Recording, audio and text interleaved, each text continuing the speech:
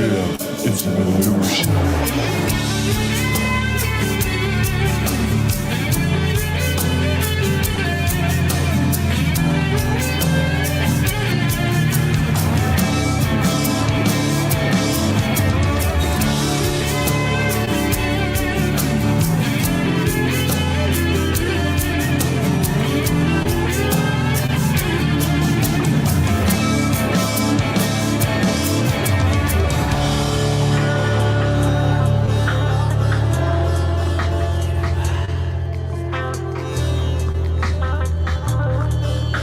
The InnerVerse Podcast.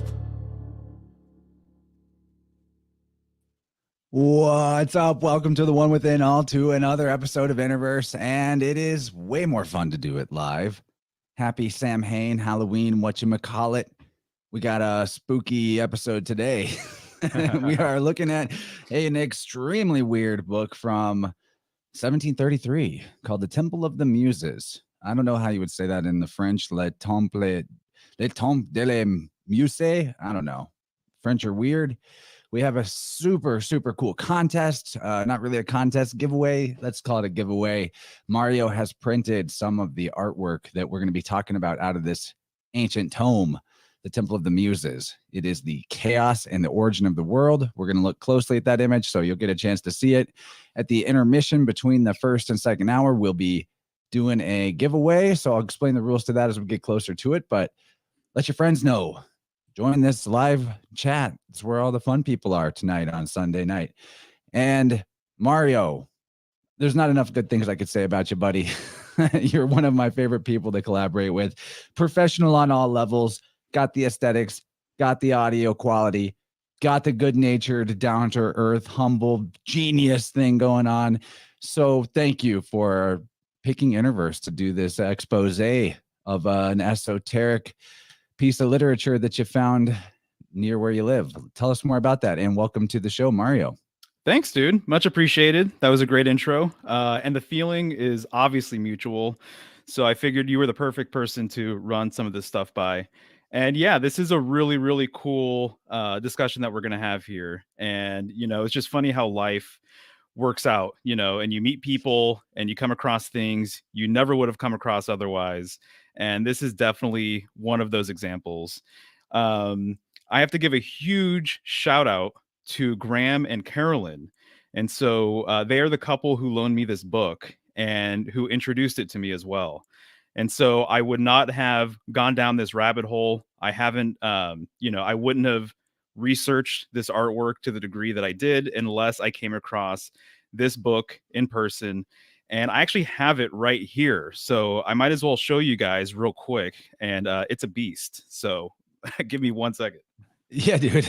And I didn't even introduce your channel. I think it's obvious. Oh, no worries. It's all good. I'm Mario from Symbolic Studies. So if you guys are interested in my stuff, you can go to symbolicstudies.com.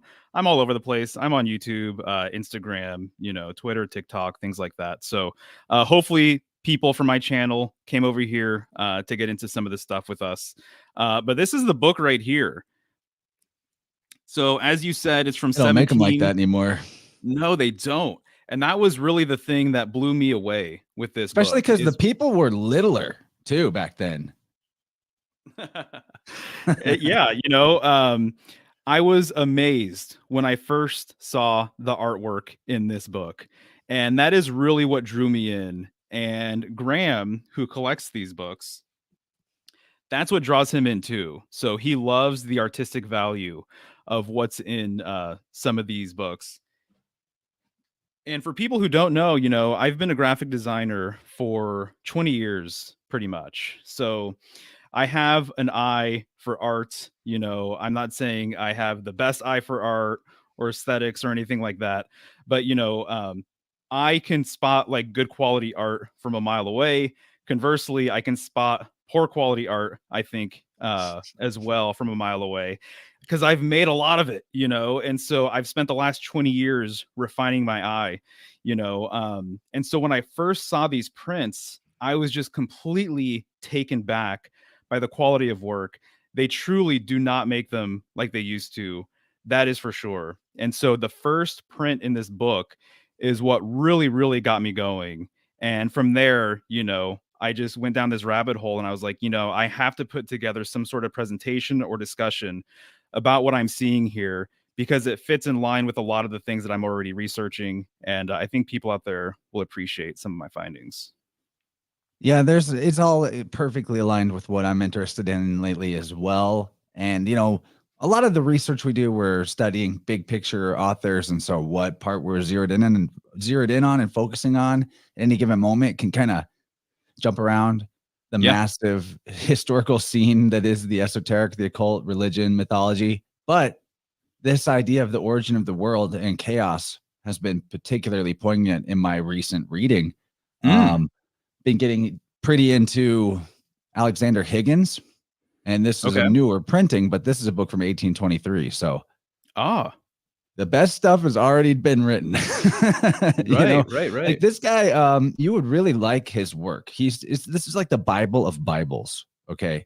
So he is covering and syncretizing through language and etymology and symbolism and astrotheology all of the major world religions and spiritual traditions, and making, like this is the Dylan Secosio of 1823.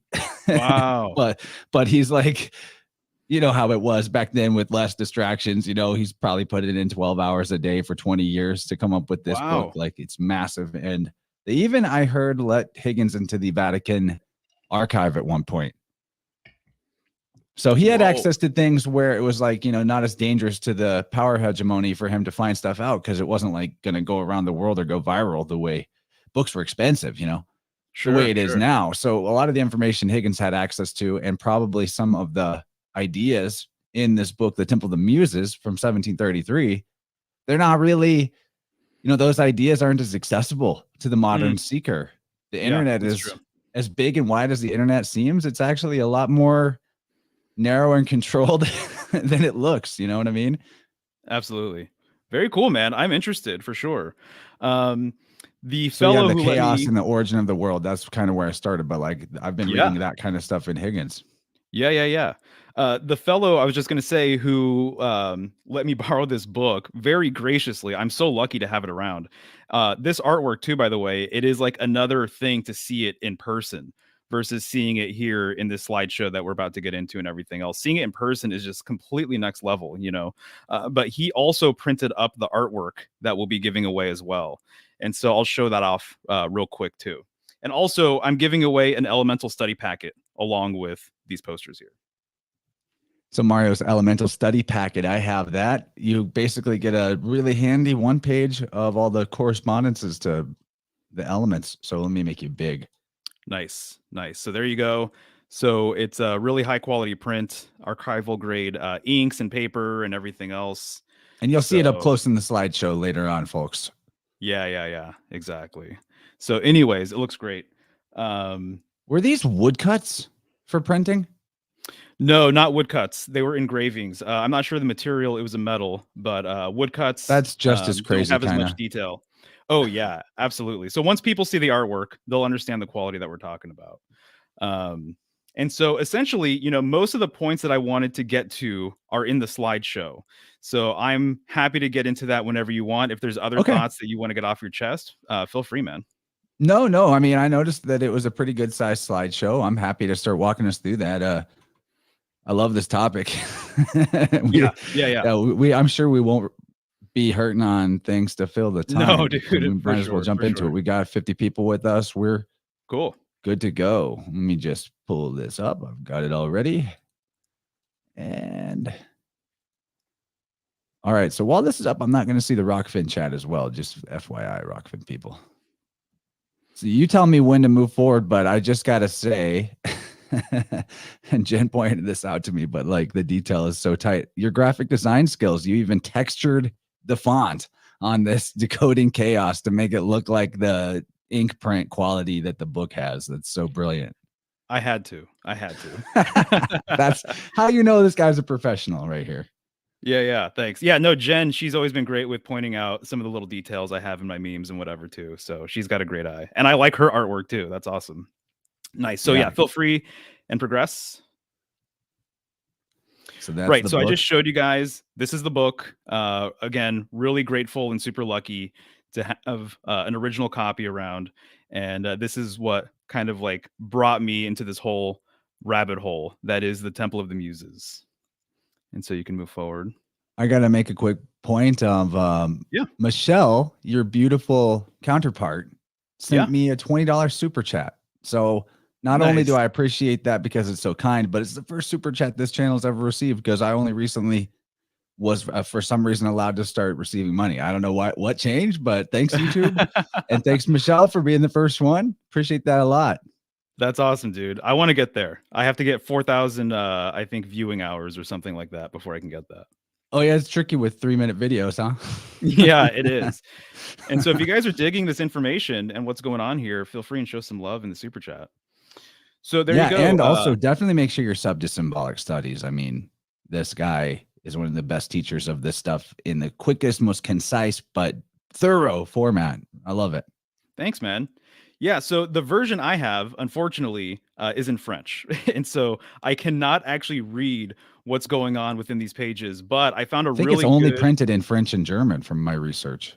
Yeah, they did French, German, Dutch, and English. And so to have an English version would be completely nuts. But, you know, one of the things that's really interesting is that there's been so many translations of this work because essentially, and we'll get into it here in a couple seconds, but it's Ovid's Metamorphoses or Metamorphosis.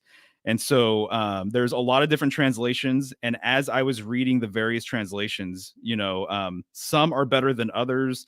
And there's elements of the different translations that I prefer more than others. And so I almost had to kind of pick and choose, you know, some of the things that I focused on reading these translations. But I did come across one that I felt like is actually like way contemporary, but still respecting the original work. And so that's just, you know, opening the book and showing you. There's a couple of things from page. Metamorphoses that I would like to talk about. And I translated from the French the first text that goes with the very first image, the actual chaos image. Awesome. And so we'll be able to go through that. Man, French is funny though, man. That dude, they're so brutal. He's even kind of ripping on and burning the artist of his own book. He's like, oh, they just can't help themselves. They're like so interesting, snotty little Frenchmen of the 1700s. But so yeah, forward. There you go. Yeah. So the Temple of the Muses, that's what we're dealing with here. Once again, published in 1733 in Amsterdam. This fellow by the name of Zachary Chatelain is responsible for publishing it. The lead engraver, the one who gets most of the credit, is Bernard Picard. And his engravings are next level. That's one of the things that I'm really falling in love with here, is kind of starting to track, you know, these different engravers and artists from back in the day that were being commissioned to make like incredible works of art. And so there's another book that he's mostly responsible for working on that would be worth decoding at some point. But we'll have to get into that another time. But there's 60 engraved plates in this work. And as I was saying, most of the myths are from Ovid's Metamorphoses. So these aren't new myths, but they came from Ovid. And so you can move on unless you have any thoughts. Well, I have thoughts on the Metamorphoses, but let's continue with the slides. Yeah, I mean, it's all about transformation. You know, Greek, it means metamorphoses, Greek for transformations. It was created in the 8th century AD. You know, it's basically a long narrative poem by Ovid. Apparently, it's 15 books, over 250 myths. By no means am I claiming to be like an Ovid expert now. I'm very focused, as you'll see, and you know, I'm honing in on some very, very specific nuanced information, mostly visually in this first plate. But I had to obviously, you know, give credit where credit is due and let people know, like, where did all of this come from, you know? And so all of the stories in this book have to do with change and transformation. And so here I just put chronicles the history of the world from creation to the deification of Julius Caesar. So when I say this type of thing, I know you get it, Mario, but I'm not saying it's only this, because mythology is multi-layered and there's moral aspects to the story. There's folk interpretations of the story. There's so many different layers and dimensions. But with that, metamorphoses, I think, is the exoteric or the external world version of the metempsychosis idea, which is an important doctrine of the ancient mystery school tradition, which is the transmigration of the soul through various incarnations, the death and rebirth. And the sun, symbolized by the phoenix, is the exoteric version of the metempsychosis in the form of the metamorphoses. So even breaking into like the green language of metamorphosis, you have met, which is wisdom. I know that it's meta technically, and that's its own word, which is beyond. And then you have am, which is phonetically not really a stretch in any sense. And in some words, you see it spelled this way, referring to the sun. Is the om, like when you see it as Aman, which is one of the versions of the sun. And then you have or, which is a name for the sun, and gold. And then Orf is pretty close to Oaf, which is a serpent, which is a wisdom tradition.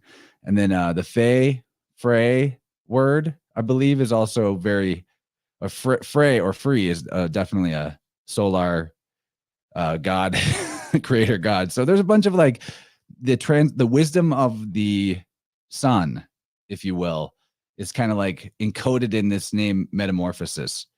And so when you look at the mythology of the metamorphosis, going from the creation of the world out of chaos to the deification of Caesar, in my opinion, what you're seeing is the destruction and renovation of the world repeatedly through various ages, as taught from time immemorial in the mystery schools. And that each time that a new main character is sort of introduced into the poem, like by the time you get to JC for a reason, you're looking at the next incarnation of the solar deity. And it just goes from the way back, starting with chaos and then Prometheus. And then it's very interesting. I'm kind of belaboring the point, but you're seeing the same being, which is the one, the being, the God, the eternal source, if you will, the prime mover, incarnating in various transformations and renovating the world as it goes through these different transformations. So it's like, it's the metempsychosis, or the journey of the soul of the entire world, which is, I think, part of maybe the esoteric reason why we have a soul, S-O-U-L, and the sun is soul. So there's a lot of that. There's more, of course, in any mythology, many layers, but that's kind of my take on it. And interesting too is I think that there's some psyop elements to it, like, or ways to interpret it that are a little off. Like there's some ball earth shit in there too. It's interesting. Yeah, no, agreed with that for sure. Yeah, and then also I'll just mention right now, but the internal transformation, internal alchemy, your InnerVerse, your inner story, the path of the fool, and so yeah, that's the transformation. metempsychosis. Yeah, so just putting it more plainly, I guess, and so absolutely, man, you're spot on. So let's progress here. So I just wanted to share some of the artwork with you guys before we get into the chaos image specifically. So as an example, this is Atlas holding up the heavens, the vault of heaven, the firmament. And so this is really interesting because when you look at other works of art involving Atlas, many times he is holding up the world, itself. But here in this version, and I don't know how many versions there are like this, but he's actually holding up the sky, which I think is a really, really interesting sort of change from what we're used to these days. And then if you go to the next slide, you'll just see kind of a close up of the other interesting thing about Atlas is it's Salta. Backwards alchemically could represent like a salt pillar is a common thing. That's something that just comes to mind when I think about Atlas off the top of the head. He looks like a pillar, dude. For sure. That's like what he's symbolically representing. Absolutely. And I know we're going to zoom in on this a little more as we go, but people just check out the border around these images. Dude. Absolutely. The level of detail, man. People like wanted stuff to look nice. What happened Oh, to they us? did. Oh yeah. Yeah. That's one of the things that blew me away too, is just the little nuanced details of everything.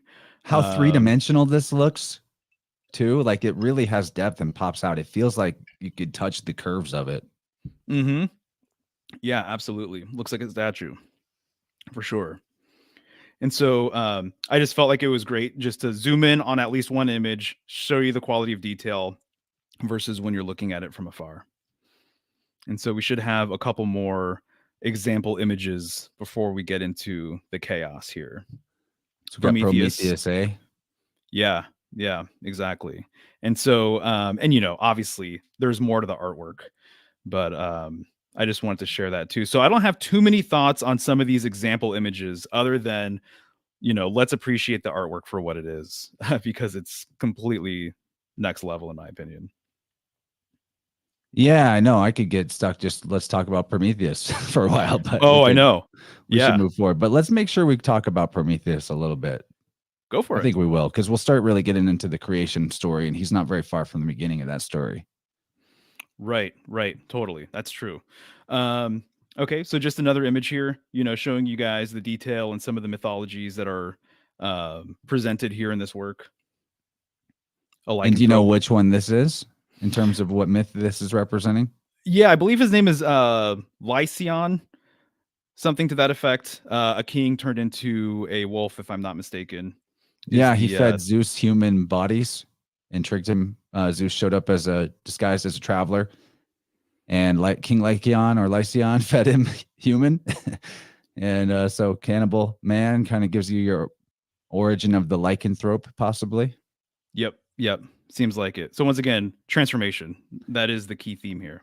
But whatever's going on with these little homunculi, I don't know, but maybe Juan knows. He might. I would not be surprised. Just another detail of showing you guys like what some of these borders, contain. And so we could just look at artwork all day long, to be honest. And I basically have now that I have it in my possession, just staring at some of these things and noticing just like the finest little details and knowing too that, nothing is done by mistake. Everything is very intentional. And there's layers upon layers here. As an example, I don't even know what this story is about, to be completely honest, but doesn't it look like the dragon has breasts? So yeah, what totally is that does. speaking to? Right. And so I might actually kind of have a hunch that maybe we can get into a bit later, but there's little things like that I think are worth kind of acknowledging. And I feel strongly about that because of the main chaos image, and once I really started studying it, just layers and layers of information started coming out. And I'm like, okay, I gotcha. This is one of those promise books. We can talk about the titty dragon more? Because I have thoughts about this too. Nice. Yeah, absolutely, dude. For sure. I think it would be worth talking about. You'll know the right point to bring it up because it'll you've got it in mind later on, and we're not going to lose this. No. Cool. Yeah. Okay. All right. Good. Move forward then. Yeah, this is from the Mount Etna print here, which is very Vulcan, big active volcano type thing going on. Here we go. Le Chaos. Yes. So this is the first plate. And this is the one that really kind of drug me in here with everything. And by the way, the first couple of times I saw this book, I was looking at other books as well in my buddy's collection. And this book is just the one that really popped out at me, probably due to multiple things, but its size, but its quality and everything else. And so the second time I was able to spend time with this work, I really started honing in on one aspect, and that's what led to all of these different revelations. So that is just what it looks like when it's opened up. So this is, once again, the first print, the first poem here. And then this is just a little bit of a zoomed in perspective on things. Yeah, people in the chat, tell us what you see in this chaos. I'll say, before we start getting into like my information, I think there's more layers here that I'm just not seeing.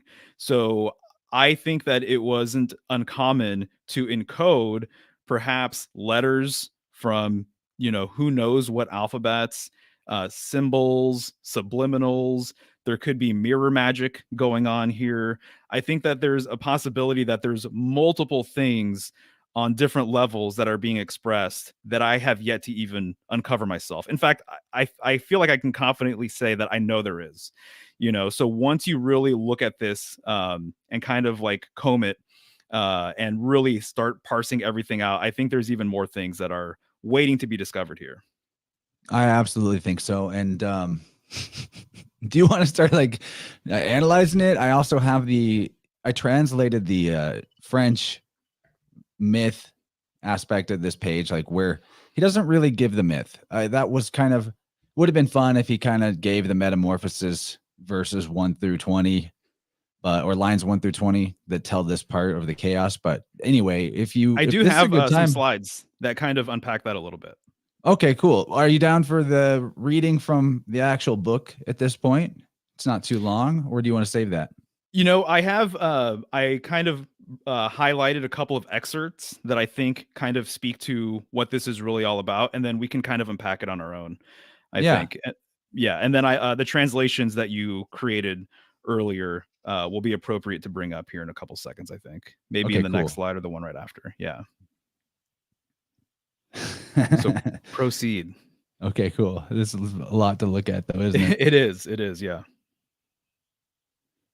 The chaos. So it's kind of cool. All of the prints, all of the plates, they have the title written in 4 different languages, and I believe you have those ready to go, right? Is that what you're talking about with the translations or something else? I translated the main bulk of the text to the next page that goes with this plate. I see. Okay. Yeah, well, in terms of the translation of this, it's the same in every language. Chaos is the origin of the world, but in the English version, it's just the chaos. They leave out the origin of the world part. I don't know why that would be. Right. I guess they probably figure you can read at least one of those other languages back then. Because like when I'm reading Higgins here from 1820, he will put entire passages in French, Latin, Greek, whatever, and no translation of it. Just like so-and-so says this, and he just drops it in that language. Like, of course, anyone that's reading my book would also be able to read that. So keeps you on your toes. Yeah. No, absolutely. So let's check out these excerpts. And then if you feel like you're not getting enough out of that, obviously, let's unpack it further. Yeah, so I think so. Yeah. So this is one of the translations that I really favored. So this slide and the next slide kind of encapsulates what's going on here. So I'll just read it. The creation.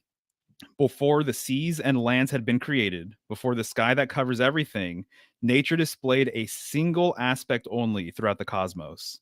Chaos was its name, a shapeless, unwrought mass of inert bulk and nothing more, with the discordant seeds of disconnected elements all heaped together in anarchic disarray.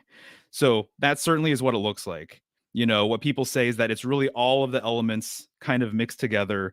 This is a primordial, chaotic illustration showing you, apparently, at least symbolically, what existed before there was order, post chaos. And so then if you progress to the next slide, some god or kinder nature settled this dispute by separating earth from heaven, and then by separating sea from earth and fluid ether from the denser air. And after these were separated out and liberated from the primal heap, he bound the disentangled elements, each in its place and all in harmony. So it's getting into this concept that everything was a homogenized mess. This is what the primordial chaos was all about. There was the way some people have described it in other works is that it was all of the elements mixed together. It was hot and cold mixed together. There was very little differentiating between different elements that existed, and that this kinder nature, as he puts it here, or God, came and separated all of the elements and untangled everything, and therefore brought order, and therefore allowed these elements to do their thing. And so if you want to read from what you have, feel free. I think that would be a good time then. Oh, yeah, cool. So we're talking about the pleroma, the concept of the pleroma. So I will go ahead and read. And is there more close-ups of this image? Cool. We'll look at it more as we go too. Let me pull this up while I read. That'd be even better. There you go. So it's not a super long read. I just thought it would be fun to have the actual text from the book for at least this page. Mm-hmm. And here is the image again, kind of zoomed out. It's the best we got. All right. So here's the couple of paragraphs from the book. One must be a painter poet to attempt to draw an image of the primordial chaos, the supposed state of confused matter before the creation of the world. What form and arrangement will be given to these first principles, on which every inexperienced philosopher is forced to admit his insufficiency, in spite of the most ingenious systems that the spirit of hypothesis has produced? Revelation, whose goal was not to make us physicists, does not satisfy our curiosity here. It is content to teach us that God, by the word, drew all things from nothingness.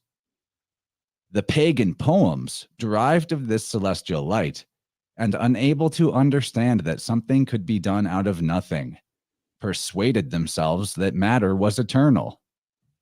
Okay, I'm going to pause here. This is, I think, one of the most important parts to get into, Mario, in our riffing on this is the eternality of matter.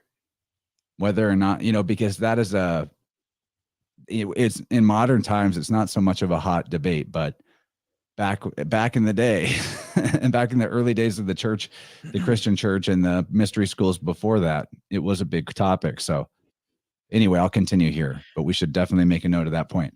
Yeah. The pagan poets, they imagine a confused mass without order, which contained the principles of all the beings who, managing little by little, finally produced the universe. So the beings is a capital B. So we're talking about like the gods, archons. But what they tell us on the subject of chaos and the origin of the world, far from giving us any clarification, only serves to make us aware of the confusion of their ideas and to what extent they disfigured the history of creation. So you hear this snotty French tone? One is struck, nevertheless, by a few rays of light which pierce through the fables, under which they have buried the truth. Compare the beginning of Genesis with what the poets tell us about chaos, creation and its consequences. In the latter, you will discover with difficulty the respectable remains of an obscure tradition, confused with the chimeras of a disturbed imagination. The inventor of this painting was not put off by the difficulties encountered in its composition. Less careful to follow the rules of a sound philosophy than to seek what can please the eyes, bring joy to the imagination, he elevated to his own and skillfully used what the poets provided. That was most suitable to adorn his subject. So did you hear that burn? He burned the artist. Didn't follow the rules of a sound philosophy. Beyond the clouds that make up the body of the painting, it represents an immense expanse of darkness, and hence these very clouds are a bizarre mixture of water, fire, earth, smoke, wind, signs of the zodiac, and several other constellations, the order of which he has affected to reverse, to give us some idea of the confusion which then reigned in the universe. We see Aquarius wetting the celestial lion, Sagittarius throwing his arrows at the Gemini twins, Capricorn attacking the crayfish, the scorpion defending itself against the bull, the Virgin tramples the fish underfoot, the ram mixes the basins of Libra, the dog of summer barks at the serpent, who threatens her with his venomous teeth, and the bear seems to want to launch himself into the sun. The stars are strewn about confusedly. One sees some attached to rocks, others in the fire or in the water, and even the name of the painter is written in the sky. He will perhaps be blamed for having brought into the composition of chaos the elements already separated and the constellations all formed, but it is permissible to deviate from the ordinary rules in a subject as ungrateful and bizarre as this, on which even the most scrupulous observers of truth will always remain far below what was probably there. Yeah, so that's what he has to say about it. And I really think that his tone is very French. Yeah, I'm glad you read that and pulled that up. So thank you. There's a couple of things that it reminds me of that perhaps we'll get into a bit later. But the note about the bear, plunging into the sun, that's something that we'll be getting into specifically here in a few slides. And we'll go through some of the elements here. Yeah, right. So you just highlighted. Yeah, I wanted to go Right. back to the bear going into the sun. That is pretty cool. Yeah. So I have slides later on that'll get into that. But so I have, my own perspective on what that means. That, in my opinion, is a little more holistic and makes sense. Here, what I have highlighted are the four winds. So the idea of there being four winds is something that you'll see in a lot of classical works of art. There's some tarot decks that kind of depict the four winds, and generally they're in the four corners of like a tarot card. There's this idea that the four winds come from a central location, from a central northern location, but here clearly they're all scattered about, and so they're all over the place. There's no harmony, with where they're positioned. And so if you progress to the next slide, you'll just see a close-up image of one of the winds. The winds, they have interesting names. You have the east wind, Aurora. I'm guessing this might be the north wind, Boreas. It's kind of hard to tell if there's supposed to be a certain one or not. Right. And yes, they do. They all have their own name for sure. Yeah. Auster or Ouster, the south wind. Yep. Okay, now we've jumped forward to. So we're now looking at some of the zodiacal constellations. Actually, I believe they're all there. They are all present, yes. So if you're going by the 12 system of astrology, then yeah, they're all there. And so that's what's highlighted right now, is that you have these different pairs. And so it was really fun coming across this artwork for the first time, not knowing what to expect, having never been exposed to this idea of chaos being illustrated. And there's actually other versions of chaos being illustrated. But from what I've seen, this one is definitely the most impressive and the most detailed. In fact, I was going to show another one, and I just figured it's fine. We can kind of do without it. But really does. What you said is important, because as somebody who's been curious about mythology my whole life, I've never seen chaos illustrated. Right. The most you might get is like Final Fantasy video game, and there's like a bad guy named Chaos, and it's like that's right. Yeah. Just like a black cloud or something. Yeah. But exactly. This is really interesting, because it does seem to suggest to even have the concept, there's a paradox here, that to even have the concept of a primordial chaos, matter has to already exist to even conceptualize it. That's and right. It's why I'm actually on the side of the eternality of matter.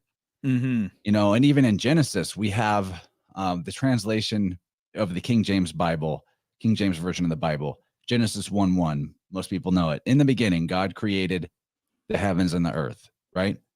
But I could go in on like a lot of the actual Hebrew on just that one sentence, but a more accurate translation is, by wisdom, the Elohim created the heavens and the earth out of matter previously existing. So, it's not in the beginning, it's by wisdom. It's not God, it's God's plural, which Elohim is a Trinity reference according to Higgins, and he has a lot of good information on that. People say Elohim, but Higgins says it's Elohim. So anyway, there's multiple gods, and then you have out of matter previously existing. And the author of this book, he's like calling the ancients deranged and crazy for thinking that matter existed already. That God, of course, created ex nihilo. But when you boil it down to the philosophical simplicity of existence and non-existence being together in the pleroma, well, non-existence couldn't cancel out existence, because non-existence doesn't exist. So existence must exist. And there's no beginning or end to that. It just is. So that's kind of like the present moment, the now. It always was, but why did there become order out of chaos? That's a great question. But the matter, the mother, the mater, the body, the womb, all that was already there. There was already a womb before somebody started growing a baby inside themselves, right?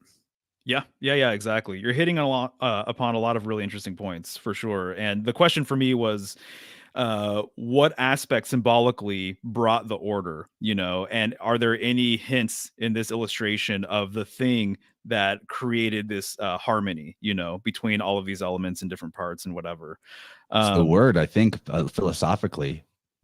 When Yeah, we no, started that saying makes this is this and that is that, that's like Yeah. creating mental boundaries that have an effect on the physical world. That's my Yeah. opinion. No, that symbolically that makes sense with everything that we'll be getting into as well, I think, for sure. So what people will see here are 6 circles, and there are pairs in each of these circles.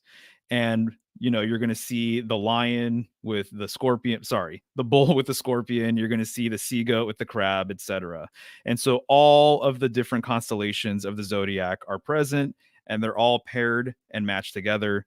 And if we proceed here, you'll see I zoomed in on each one specifically just so you can get a close-up view of everything. So there you see a young ram with the scales, so Libra. These are the equinoxes. Yeah, it's my sun sign and my moon sign.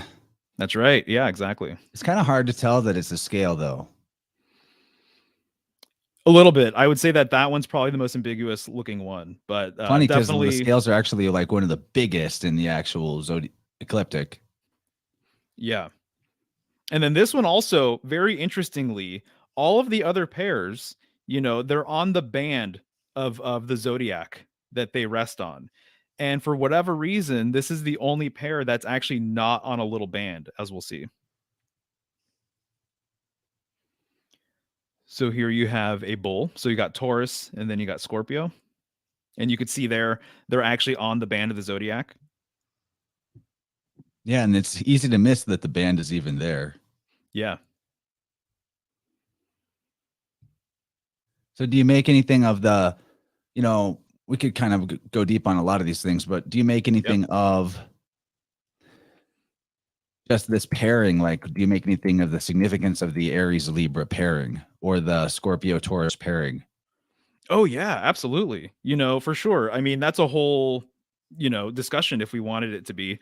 So, I think this, right? I'm sure a lot of people watching this know this already, but I really think that studying astrology, if you want to look at astrology and study astrology, in a way that's going to give you a lot of new insights, look at the zodiac as a pair of 6 signs and not necessarily 12 separate signs. And so acknowledging these pairs are really, really fascinating because it unlocks a whole new level of information, So with Aries, as an example, this is when we enter what a lot of people refer to as the light side of the zodiac or day side of the zodiac. It's the beginning of spring. Gate of heaven. Yeah, it's the beginning of spring for a lot of people. It makes a lot of sense that Aries energy, is what kind of like kicks off, the zodiacal new year. There's a lot of energy. So it's almost kind of like he is like pulling a parade of signs with him. He's like at the head of the parade, and then the scales, Libra, we're entering into what some people refer to as the dark or night side of the zodiac. At the beginning of each sign, there's equal parts day and night. So there's this whole interesting dynamic with Libra itself being the scales. So yeah, there's like a million things you can get into with every single pair for sure. So with this pair in particular, I've heard it described as the depiction of karma in the sky clock, that Aries initiates an action and Libra represents a consequence for every action is an equal and opposite reaction. Because Aries rises, it's the most high, it's the rise. And then by Libra, we're taking the fall. What goes up must come down. You got to get down to get up. You know what I'm saying? Dude, 100%. That makes a lot of sense with Libra for sure. There's a lot of karmic stuff going on with Libra as a sign. And to be honest, Libra for me for a long time, it took a while for me to fully appreciate like what Libra's all about. But this past Libra season, I feel like I just have this like newfound sort of thing with Libra where I'm like, whoa, there is a lot of very powerful metaphors and themes going on with the sign. So yeah, what you just said makes total sense.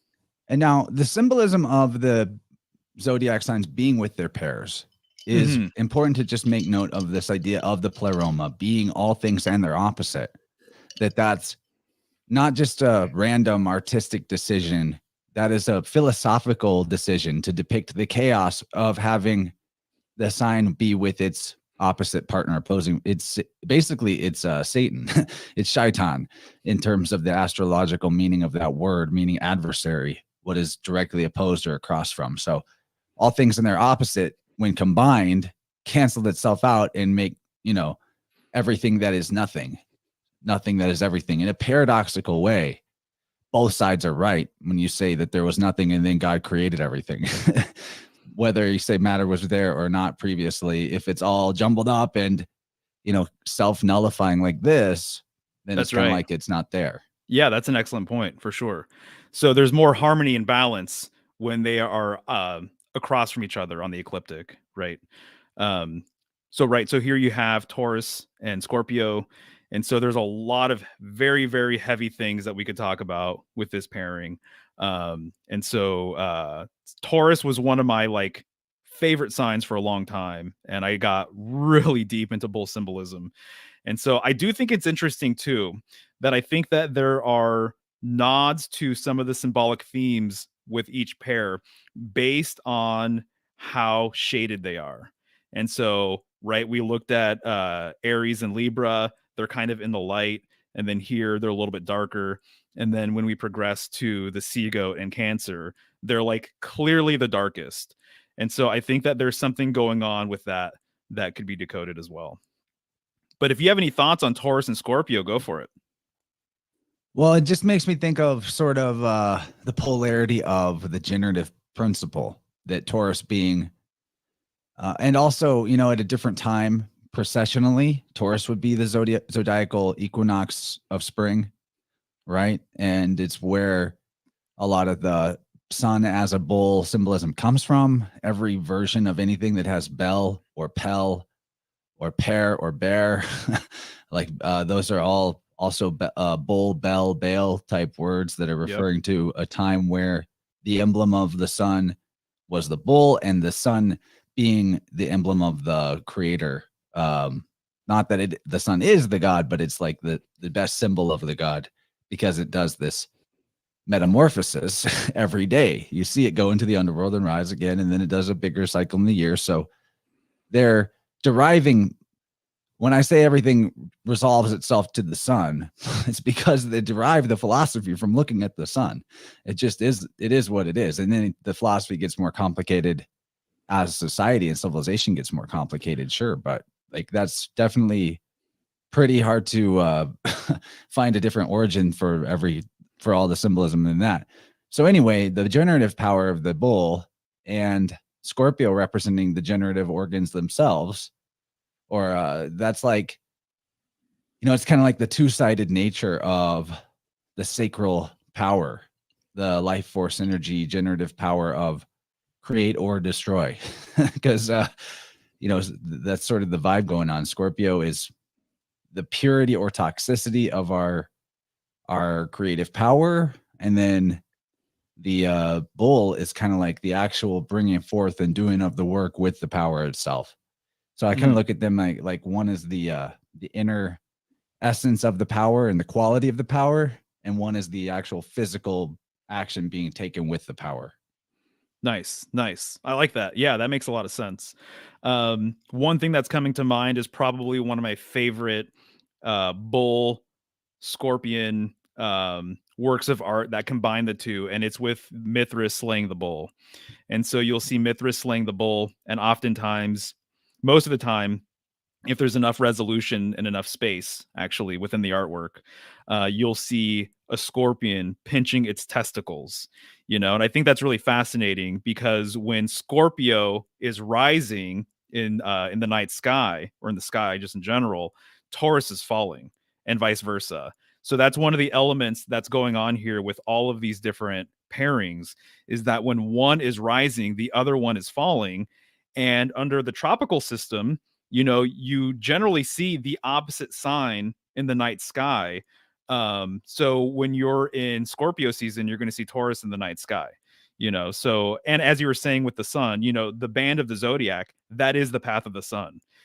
This system of astrology is a solar based system, but there's something very interesting that allows all of it to actually function and to go, which we'll be talking about here shortly. So, yeah, feel free and move on. There you go. So now we have Sagittarius and you've got the twins. One of the things I always think about with this pair is I guess, the nature of the arrow, and it being something that travels. And to me, it's just really interesting that the symbol for Sagittarius, right, is an arrow. And then the symbol for Gemini is Roman numeral 2, essentially. So here you have the thing that actually moves and travels. And then you actually have what looks like a symbolic gateway. And the other thing that comes to mind, too, is that Sagittarius and Gemini are on opposite ends of the Milky Way galaxy. And so if you look at the Milky Way like a river or like an arc or a bow of some kind, some star maps illustrate Sagittarius shooting its bow along the arc of the Milky Way galaxy. And it's going to hit, symbolically at least, the twins. And so a lot of times the twins, their feet are dangling in the Milky Way. So there's these myths about the twins bathing their feet in the river, something along those lines. So there is a very interesting connection between these two signs in the Milky Way. And so if you look at a star map, you'll see what I'm talking about. Yeah, man. And it's interesting that we have Sagittarius pointing his bow down. Yeah. Because that's kind of an inversion of anything orderly. You'd never point a bow down. True. I mean? That's a good point, man. It's a very chaotic action to take. Like, if you're watching the movie Everything Everywhere All at Once, if you point your bow at the ground and shoot yourself in the foot, you might jump to a different universe. Yeah. Now, I noticed in the French for Gemini, the word has the root germ in it. So Gemini really? is gemation, which is also like one becoming two, your mitosis principle. That's why I think twins come from the birth process of Taurus. Interesting stuff that, there's so much, there's so much assault against the idea of the germ, right.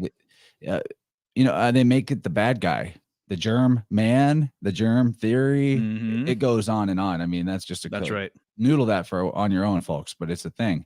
So the generative principle or power, like, I guess maybe you need to symbolically attack that if you wanted to slow down the population growth for whatever reason. I don't know. There's a lot of reasons for it. But the other interesting thing of note here is that Sagittarius, the sage, Sagax in Latin, he is on the only text in the entire piece of artwork, which is the artist name. And you know what? Another thing about the artist name is it was very confusing in the French. I chose to translate it as the artist's name is in the picture. Like if I pull up the actual translation, it's something like, even the name of the painter is written in the sky. But in the actual French, it was, and even the name of the painter, no, it is not written in the sky, not the name of the painter. I was like really confused, and maybe the double negative meant that it was positive. Wasn't sure how to translate it. So I wondered, is that actually the artist of this particular plate, or is he one that did one of the other plates? Are they throwing us for a loop with chaos and giving us the wrong artist name in the in the image? I don't know. Random observation. No, dude, I'm into it, man. Very interesting thoughts. That's why I'm here. I love the fact that you pointed out that the arrow is pointing downward. That's totally a key right there. That's fascinating. And so do you see like these little, we don't have to talk about it for too long, but just to the right of one of the legs of Sagittarius, you see that within what looks like fire, these little like circles or eggs or whatever. There's lots of little things kind of going on in here that, I don't know if it's just artistic license or, once again, if there's more to actually decode or whatever. I look at it like leaves. Okay. Or like buds off of branches and twigs and limbs. Nice. Yeah. It's very possible. I mean, the symbolism of the bud and the leaf is massively important to, where I'm at right now is I think that the letters came from leaves. I'm pretty sure leaves were the first letters. It's that important. Right. I could see that. And that's very fascinating. And we're actually going to get into some tree stuff at some point, but I think this is a good time to point out too that, depending on what part of the illustration you're looking at, sometimes you can't really tell if you're looking at fire or water, and then just kind of this homogenized sort of thing where there's like no differentiation. So that's something that I think they did to great effect for sure. Yeah, and there's also this electricity looking aspect to it. Yeah. Which for 1733, just about the only electricity that you have much access to would be like the lightning in the sky, which is super important. But I was kind of looking to see, I thought I might have had a screenshot of a quote from Higgins. Aha, here it is. So Higgins in Anacalypsis, he's saying that the Magi, the priests of Persia, the ones who acknowledged Oromazdes, Ahriman, and Mithra as their trinity, they held the opinion that God consisted of a subtle, ethereal, igneous fluid which pervaded all nature. And so that description, it really sounds more like electricity than anything. Fluid, a fluid fire, ethereal. So all that sounds like electricity, and that they're referring to life force energy as, our electric bodies and all that. But what's interesting about it is later mystery school tradition, later priests took that idea from the Orient and interpreted as goddess fire. So then they're worshiping, then they kind of get into the idolatry of actually worshiping the sun as if it was God, because like that's the fire that never goes away. And then having a fire in the temple that if you did something irreverent around the fire or you let it go out, they'd put you to death because that fire was God to them. Right. Yeah. They would tell stories like, oh yeah, Zoroaster got this fire from the sun, went up into the heavens, brought it here. It's been the same fire in this temple for generations, and it actually is the sun. They're doing all kinds of crafty priest shit, but I think that came from misunderstanding this igneous fluid of ethereal fire being electricity. Just my 2 cents. I see a lot of electricity in this image. I go back to zoom out, you might see more of it, but it's like you can see it, in these areas. Totally. No, I definitely see your point. Okay. But yeah, fire, any flame coming from an original fire. I know there's myths from around the world where it's like they consider fire to be a grandfather, so it's this very old, ancient sort of thing. So here you can see the sea goat and the crab, and they are the most heavily shaded of all the pairs, which I think is really, really intriguing for a lot of different reasons. And there is this darkness that definitely is associated with the sea goat because it corresponds with Saturn. And so Saturn obviously, corresponds with black and lead and things like that. And it's in the winter and whatnot. And then there's also a thing with Cancer that way too. In fact, that's one of the things that I've bonded with Michelle about because we both like horror movies and kind of some gritty stuff and whatever. And she's a Capricorn and I'm a Cancer. And I'm pretty convinced that there is this darker energy with both signs. So to me, the fact that they're both shaded this way, I think is very, very intriguing. And so there's a lot to be said about this pair. I know that philosophically the light represents awareness, consciousness, truth. So just the idea of Capricorn and Cancer being the gate of man and the gate of the gods, as in like you incarnate through Cancer, exit the realm through Capricorn. Well, where you were before you die and where you go after you die, that is completely shrouded in darkness. Those are very dark areas. That's right. Excellent point, dude. Yeah, for sure. That's what I was going to mention. Mostly the gate of the gods, gate of man thing. Definitely. And it doesn't appear as though the sea goat is on one of these bands that I've been talking about, but maybe it looks kind of ambiguous. But clearly Cancer is on one of them. Yeah, it's kind of floating out of there on its own. Yeah, yeah. Hard to even tell that it's a sea goat. Yes, agreed. It's one of the harder ones. Yeah. You want to move forward here? Yeah, please. This is my favorite of all the pairs. Isn't that great? Aquarius is like a firefighter trying to put out Leo. You Right, can't right. put out this fire. Yeah, there's a fascinating thread that you can pull at, and it bridges, what's going on with Aquarius and what's going on with Leo. And so there's actually a lot of water symbolism that ties into Leo. There's a lot of like fountains and waterways that incorporate, lion artwork and things like that. And so the fact that they're actually playing off of that, I think, is really, really cool and intriguing for sure. Yeah. So what do you like about it? Well, I mean, it is the lighter stuff, so it's more detailed that you Yeah. can kind of see and make out the details. But just in terms of the action going on between them, like I'm a comic book guy, so this is more visceral of like Leo is the fire, and we're dumping the water on it, putting it out. So that's kind of interesting. And then the other thing that jumps to mind is how back to this idea of a fluid ethereal fire, This is the pair, man. this is the pair, exactly. Because Yeah. I mean, I call Aquarius before elect Aquarius or elect Aquarius. I guess I can't say that anymore, but because it's more than it's an air sign, even though he's the water bearer. So he's more about like this fluidity that the realm actually is, and that Right. what he brings isn't not just symbolically the water of springtime if you're in the southern hemisphere, or the rainy season during winter if you're in the northern, but also bringing flow itself as the regenerator aspect of the destroyer part of the Trinity, being also the regenerator. That time of the year things are dying, but also it's to get rid of stagnancy and bring about flow. And then there's also lion. Lions are important, super important deity symbol all the time.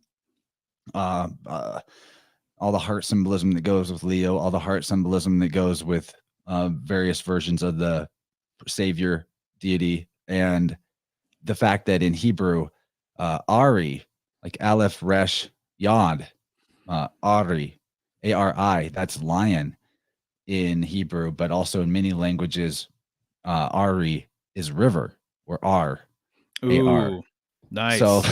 So lion love is that. both.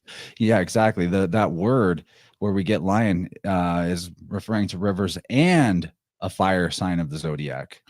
Nice, dude. That's awesome. That makes a lot of sense. And also, there's this serpentine connection with lions. And so sometimes when I see rivers from an aerial perspective, it looks like a serpent or a snake or whatever. And then I've Yeah, made dude. videos about it before. But the urn of Aquarius, the vase of Aquarius, it holds everything basically, so it's ether, it's spirit, it's vibration and frequency, it's light, it's energy, it's also electricity, so I think that's one of the metaphors that's going on with the urn of Aquarius, is that it holds this fluid that you're speaking to. For In sure.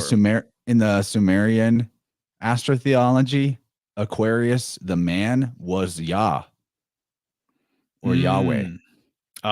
Nice. Yeah. I'm into it. He's right next to this Pegasus Square, which is the Garden of Eden. So when you say that it's holding like everything in his vase, in a way, yeah, that's like in an older version, that's an actual creator deity, craftsman, demiurgos, Totally. the one that set all this in order. Yeah. Like maybe, who knows, maybe the ancients had a different idea of like time. Maybe time began in the age of Aquarius or something in terms of procession. We don't know when they started counting procession, or what was where when it all started, when it went from chaos to order.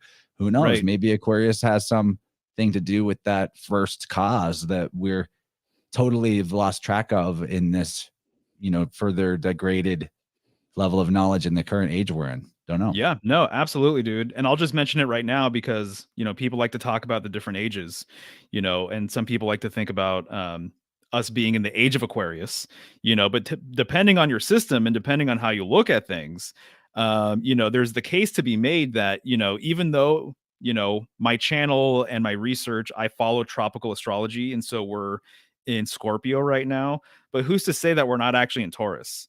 So that's more of a geocentric way of looking at things. Manly P. Hall actually talked about this in one of his books. I know I've mentioned it on streams. I don't know if we've ever talked about it personally, but if we're in the age of Aquarius, sometimes I wonder, are we actually in the age of Leo? Does that make any sense, given what's going on with these pairs? Or does it even make just more sense to kind of say, if you're in one, you're are in we the other. age? Exactly. That's what I was just going to say, for sure.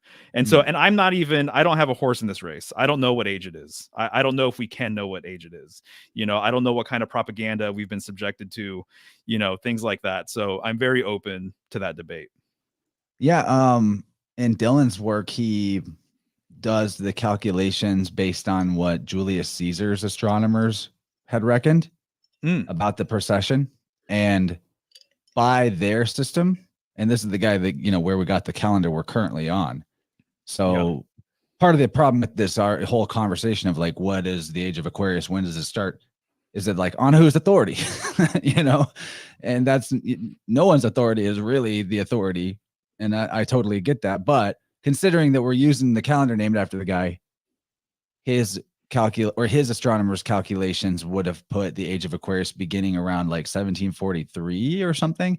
So like right before, this would have been like the dawn of the age of Aquarius when this book was published. So exactly, that's very possible. Yeah. That's fascinating for sure. And then also there's other sky clocks out there, not just the ecliptic solar-based sky clock, and so we'll get into a little bit of that, later on. Yeah, man. It's like we didn't have, it's interesting. Chronos, in terms of measured time, requires language. So that's part of why like logos is the origin of the world, which is the word with L added to it. And, the world, like whirling above our heads, the Chronos measured time in the form of the sky clock. Before that, it would be chaos, because, if you didn't have a language, things would just, you would just sort of be in this soup of the eternal now, and there wouldn't be like all this story that we have. And without the story, where's the history, right? Right. Yeah, exactly. But yeah, I love that you're bringing up the word Aetherius or Prometheus more. Right on. You think are we at a decent place for an intermission pretty soon? I'm cool with splitting it anywhere. I've got nothing else going on tonight. Okay, right on, dude. I'm happy to do that. So, I don't know if quantifying things always makes the most sense, but as an example, so we are on slide 24 out of 48. So that's actually the halfway point, the literal that's the halfway point, dude, for sure. Let's go for it. Yeah. If that makes sense. So I'm gonna ask you to give like your plugs, talk about your channel, what you're excited about, how people can connect with you. I want to make sure we hit that twice in this convo. So nice, please dude. give it full breadth of detail. You've been doing killer live streams lately too. Loving to see your channel grow, man. Thanks, dude. Thanks. Yeah. So I'm focusing a little bit more on live streams these days. But very, very soon, I think I'm going to start making longer form content, longer videos. So for the last couple of years, I've been making videos based on the sign during the sign we're in. So right now, right after this presentation, actually, I'm going to be researching Scorpio again. This will be like the third or fourth time that I've done Scorpio, and I'll be making content based around the sign.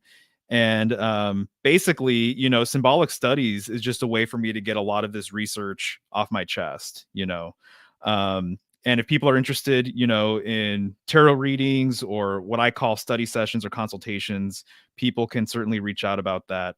But if you go to symbolicstudies.com, you'll find everything there and how to follow me and find me and all that fun stuff. I do highly recommend people follow your socials and watch your great content. Super awesome, informative, concise. You got, if you got time for 2 or 3 hour long InnerVerses, you can do some really quick bite-sized gnosis drops from Mario. But also, this guy knows his stuff and is really good at bringing the subjectivity of the personal experience to a read for clients, and the tarot readings he does. Like, also, I believe you could just get lessons on the symbolism of the tarot from Mario if you're aspiring yourself. Oh yeah, it's been really awesome with that, asking questions rather than making predictions or prescriptions, and I appreciate that. I've learned from you. Thanks, dude. I really appreciate that too. And so, yeah, people have reached out about doing all sorts of different study sessions, from tarot stuff to, people have had different myths that they wanted more information about, or I've done dream symbolism for people, so it just kind of, it's ranged, and it's really expanded. Some people have hit me up and they just wanted me to review like their artwork and review their poetry and stuff, but it's like astrologically based. And essentially, if there's anything symbolic that you think I can help out with, obviously just reach out and we can chat for sure. So much appreciated, dude. And during this break, we're going to give away, or we're going to give the details for the posters, right? That is right. So the original plan was we were going to do one on Rockfin and one on YouTube, but Rockfin's a ghost town. No one's even commented a single comment. Everyone's on YouTube tonight, which is fine. It's fine. You don't have to go anywhere if you don't want. We are doing this whole episode on the free side. So we are taking an intermission like I normally would, but it's not going to cut off after that. We're going to stay here with you guys on YouTube. So happy Halloween. You guys get the free second hour this time, which is fun to do sometimes. And this is a really cool, unique episode. So I'm glad we're doing it that way. Now, listen up. If you're kind of spacing out, hey, I'm talking to you. If you want to get a poster of the chaos, this image we've been talking about, whenever I begin the music and we have our 3 or so minute intermission, type in the chat the word chaos, and that's going to count as your entry. Please only do it once, and please actually try not to, I know this is a big ask, but try not to be too chatty during the intermission. So I just have a list of people saying the word chaos, so I know that that's an entry.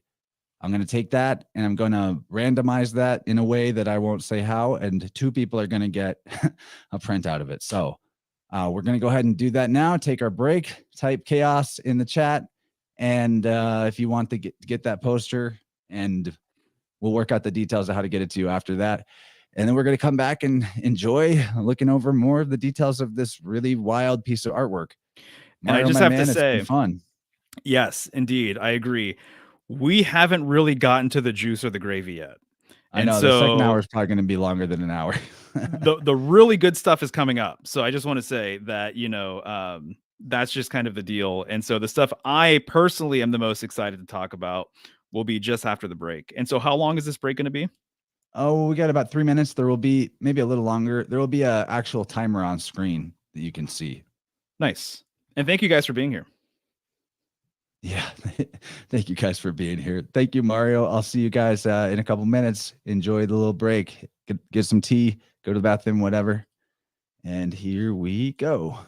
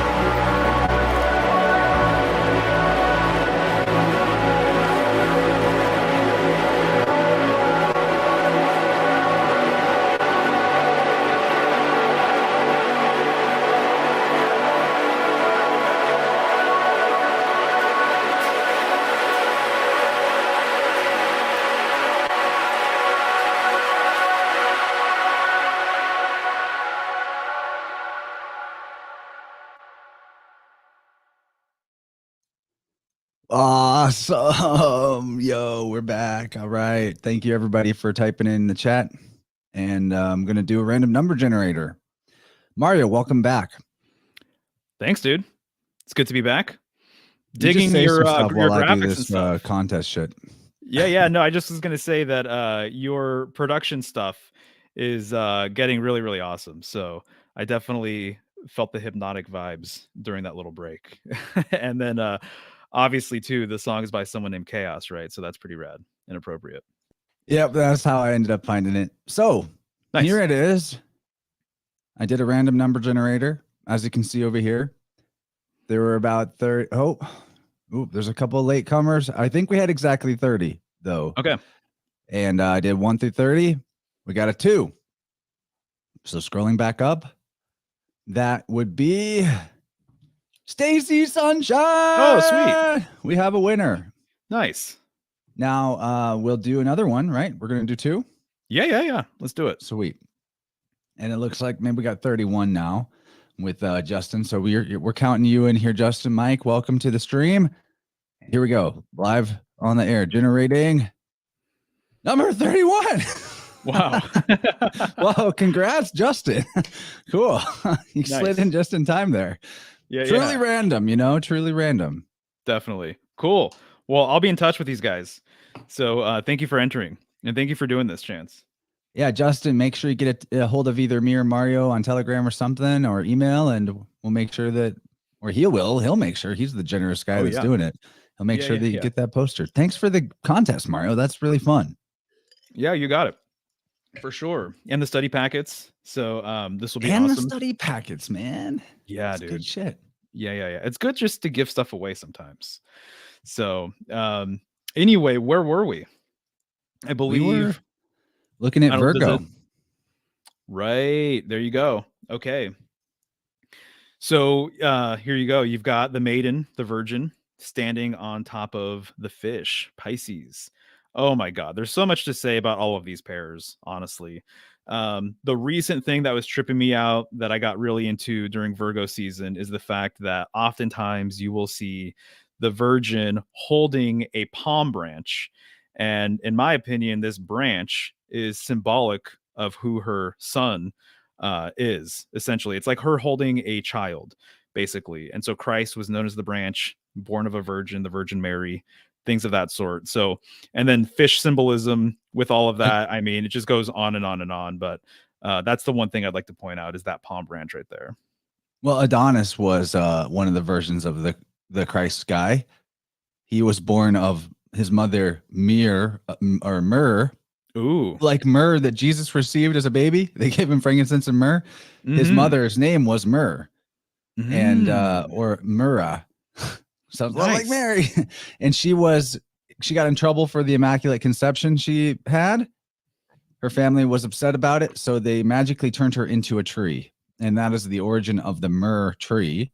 And Adonis fell from the tree as a kernel or a corn or a seed. There you go, dude. Him to Kronos. Kronos was originally a solar deity before it was Saturn. And so this Adonis is no different than Adamu or Adama or Adam, the fall of man, Atom Ra, which is the old man of the solar trinity to the Egyptians. There's so many versions of it, but just pointing that out that this Adam is the atom of light, or the atom Kadmon, is no different than the idea of Mithras or Christ or Kronos. This is the person of the Trinity that actually is the craftsman that builds all this stuff. You got it, dude. That was a great breakdown. Also, just wanted to point out corn. It was interesting during Virgo season learning that corn essentially is used to be a generic term for grain, and Virgo is the grain goddess, and so the corn grain symbolism with Virgo, and then how that represents a solar deity of some kind, her child, to me is really, really intriguing, because a lot of times too, she's holding a palm branch in one hand and she's also holding grain or wheat in the other hand. And the wheat, most of the time, is symbolized by Spica, the star, like a spike of grain or whatever. So, that all fits for sure. Yeah, and the corn, Chronos. If Yep. for anyone that's not familiar with the symbolism, it's KRN in Hebrew. That would be Kaf, Resh. What's the N one? Oh Help me man, out, is Mario. it noon? Noon, yeah. Kaf, Resh, Noon. KRN. It's the same vowels as corn or Cronus. The us Yep. part is a Latin termination. Totally. And there's a lot of corn horn symbolism with Kronos, Saturnian type. When I was in figures and stuff. California a couple weeks ago, I was in Bakersfield, California, which is in a county called you were? Kern County, KERN. And so everything I saw at that airport in the symbolism of what they were trying to promote about their area, I was like, with a grain of salt, like, are you guys, is this Kronos? What is this? Dude, I'm pretty sure that's literally where the band Corn comes from, if I'm not Probably. mistaken. No, Yeah, because it's a K. It's corn with a K. Yeah, yeah. So I'm that's sure they're into interesting. some occult shit. Oh, yeah. Definitely. So And then you have the Quran, that's KRN. Very interesting. Nice, dude. I like that There's too. many connections. It goes on and on. Yeah, for sure.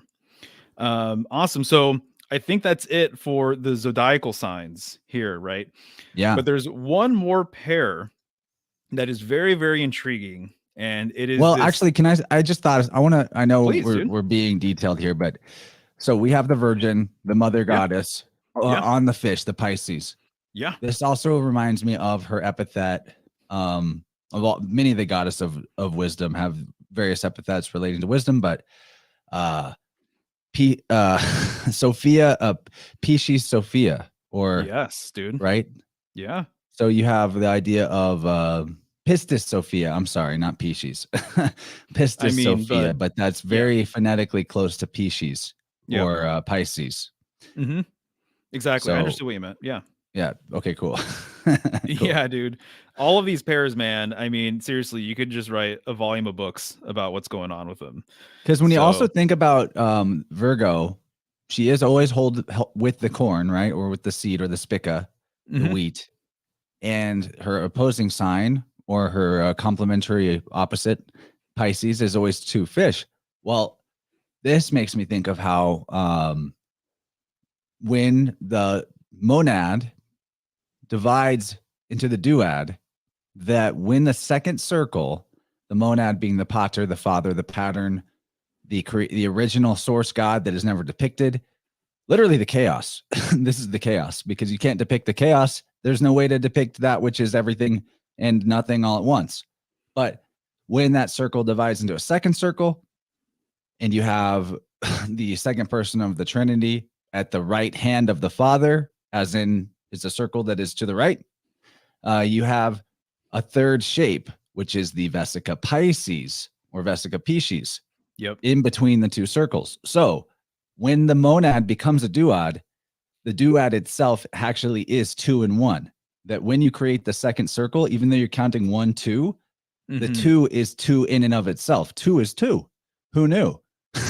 2 is 2. And so 1 and 2 gives you the Trinity, because like a pregnant mother holding the baby in the womb, and the mother and child are 1, 2 and 1, that is the nature of the sacred geometry of the circle, the monad becoming the duad. So she's always holding her corn or her baby, her son. Yeah. And then the Pisces fish, there's always 2 of them. So that's what I think is part of the importance of their symbolism as being opposers on the zodiac. Oh yeah. No, dude, you totally got it. Exactly. And then also too, just reminding me of the Vesica Pisces, and it's like the main part of the ichthys fish or the Jesus fish, and so it's like that is very intentional. And so Christ being the fisher of men and things like that, and then also just the oceanic water symbolism with the great mother, the queen of heaven, with woman, the womb, all these types of things. Obviously just goes on and on. But yeah, I hear you loud and clear, man. It goes on and on. Yeah. Okay, I'm going to stop there because now I'm about to get in, open a can of Vishnu on this fish, but we're not ready for that. Yeah. All right. So there's one last pair, right? And so what you see here is a dog, right? Looks like she had puppies. And then you have this serpent. And so in my opinion, and people in Telegram too were talking about this. Shout out to Davin, who supplied some interesting information about what's going on right here. And I think that there's a few different ways of interpreting this pair. But admittedly, this is like not the focus that I'm like getting into with this presentation or whatever. And maybe this is something that we can unpack, or I'll unpack at some point. Or if you have any definitive thoughts on like what you think it is, I would love to hear it. But on the next slide, I have my interpretations of what it is. And I know what you read earlier. Did it speak to that? I can't remember. But I think the what is dog. interesting is the word in French. Man, I feel like I need to pull up okay, I can pull up the exact word in French because it was Sure. weird. Oh shit, I did close it. All right, Temple of the Muses, come here, history. All right. Oh, I do have it. All right, too many Nice. tabs open. So it's important to get the exact word that is used in French here. Why don't I just pull this over? Yeah, and zoom out a bit. So we have, okay, where is it at? It's up here. Okay. Canicule is the word that they're using here. Canicule. So what's interesting is when you look that word up for the English translation to it from French, you get heat wave. Heat wave. Dog Days of Summer. Yep.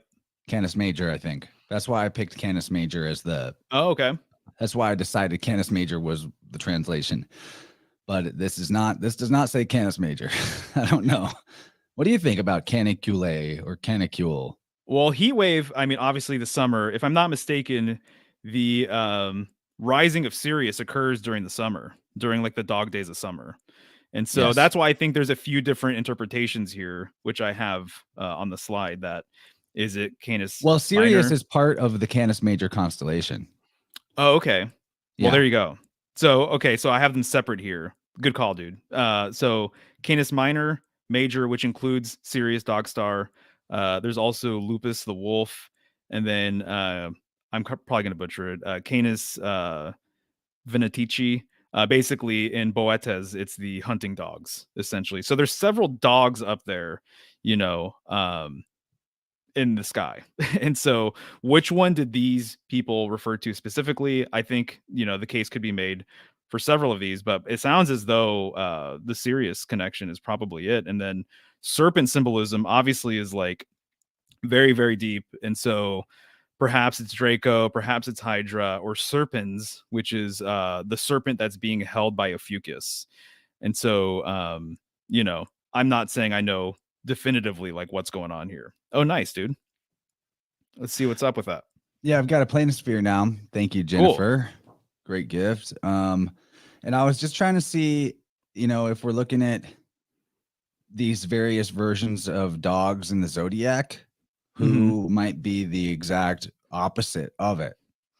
So, and maybe the Ophiuchus or serpents are the ones that are best to look across the way from. And if you look, oh yeah, oh shit, okay, cool. This is good. Learning on the fly. Canis Major is diametrically 180 degrees opposed to Ophiuchus. Nice. And nice. serpents technically is like that. Serpents kaput, the head of the snake is right there. Yeah. So there it is, man. They're literally just, you know, this is a 13 sign zodiac that he put up, not a 12, but it's actually now become a 14, interestingly enough, because if we're putting everything in its opposite, we never talk about who's the opposite, who's the pair for Ophiuchus. I've never thought about that. That's true. I've never thought about that either. Canis Major. Is that the one they're really hiding from us? You know, I heard it even said recently, and I have no way to verify this, but I heard the claim just the other day that Sirius doesn't process. And everything else does, obviously, except and even the pole star supposedly processes. So, like, what is that about if that's true? And I do not have the receipt on that. I don't know. There's a lot more I need to learn about Sirius. Well, it cool, seems dude. to be really important and like yet very scanty information about why it's important, other than that floods that come in summer for the Nile, and that they would watch for the rising of Sirius. And also Sirius is Siri or Ceres, So there's a goddess in it. And then Mhm. Osiris is O as in of series. Mm, Osirius, right. born of Ceres. So I don't know. I don't know. Canis Major being a female is new to me, even. So that's I mean, females are giving birth. You know, is that your mother god? Dog is God backwards?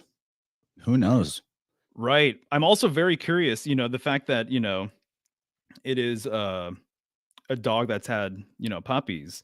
It reminds me of the wolf that raised um the twins of Roman mythology, Romulus and Remus, and so they were raised by a she wolf, and that is like one of the classic statues is that you see the she wolf and the children, the twins, are right underneath her, almost like suckling at her teats, sort of thing sometimes. And so it makes me wonder if there's some sort of connection there as well. I don't know. And Um, this planosphere is the greatest thing to have on hand for a podcast. So handy. Way easier than Google imaging for constellations. Wow. Thank It you. looks like it's a great size too, man. That's awesome. I have one and it's like way smaller. So I need to get one of those big boys. Yeah, I feel like this conversation for me, one of the most valuable things so far is to realize that Ophiuchus is opposed by Canis Major and Sirius. That seems Nice. big. Yeah, yeah. That's fascinating. I love that. We cool to move on? Is that what you want to do? Let's do it. Yeah. All right. So essentially, now we're getting into some of kind of the heart of the presentation, I would say, from I guess just like the angle that I was the most excited about to talk about. And so you have this here, right? And so I think there's a few ways of interpreting actually what you're looking at. This circle, this sphere with the darker crosshatch, over it. I'm realizing, dude, and I don't know if you feel the same way, but when I look at a lot of older works of art, I notice it in a lot of like Freemasonic tracing boards where they present something that's very similar to this. And I think sometimes it does double duty. I think sometimes it represents the moon. I think somebody can make that case that it's the moon. I think you could also make the case that it's also the sun or perhaps an eclipse or the sun and the moon together. So I think a lot of times it's intentionally done to be interpretive. But my hunch is that, and you'll see why, that I actually think it's supposed to represent the sun and the moon together. Although there's another body here that looks a lot like the sun, but I think there's a hidden nod that it actually is something else that is not the sun. And I'll show you why I think that. And so, what do you think about what you see here? What's your gut instinct telling you, perhaps, of what it is, or what do you see? Looks like a moon, but you know what? I don't think there's any logical reason for this, but I'm just getting this feeling like the Argo or the Argo, like The the ship? in this little very subtle thing here. Are we seeing a boat? Kind of makes me think of a boat. Ooh. And I know it doesn't really look like one, and it's just an intuitive hit. Yeah.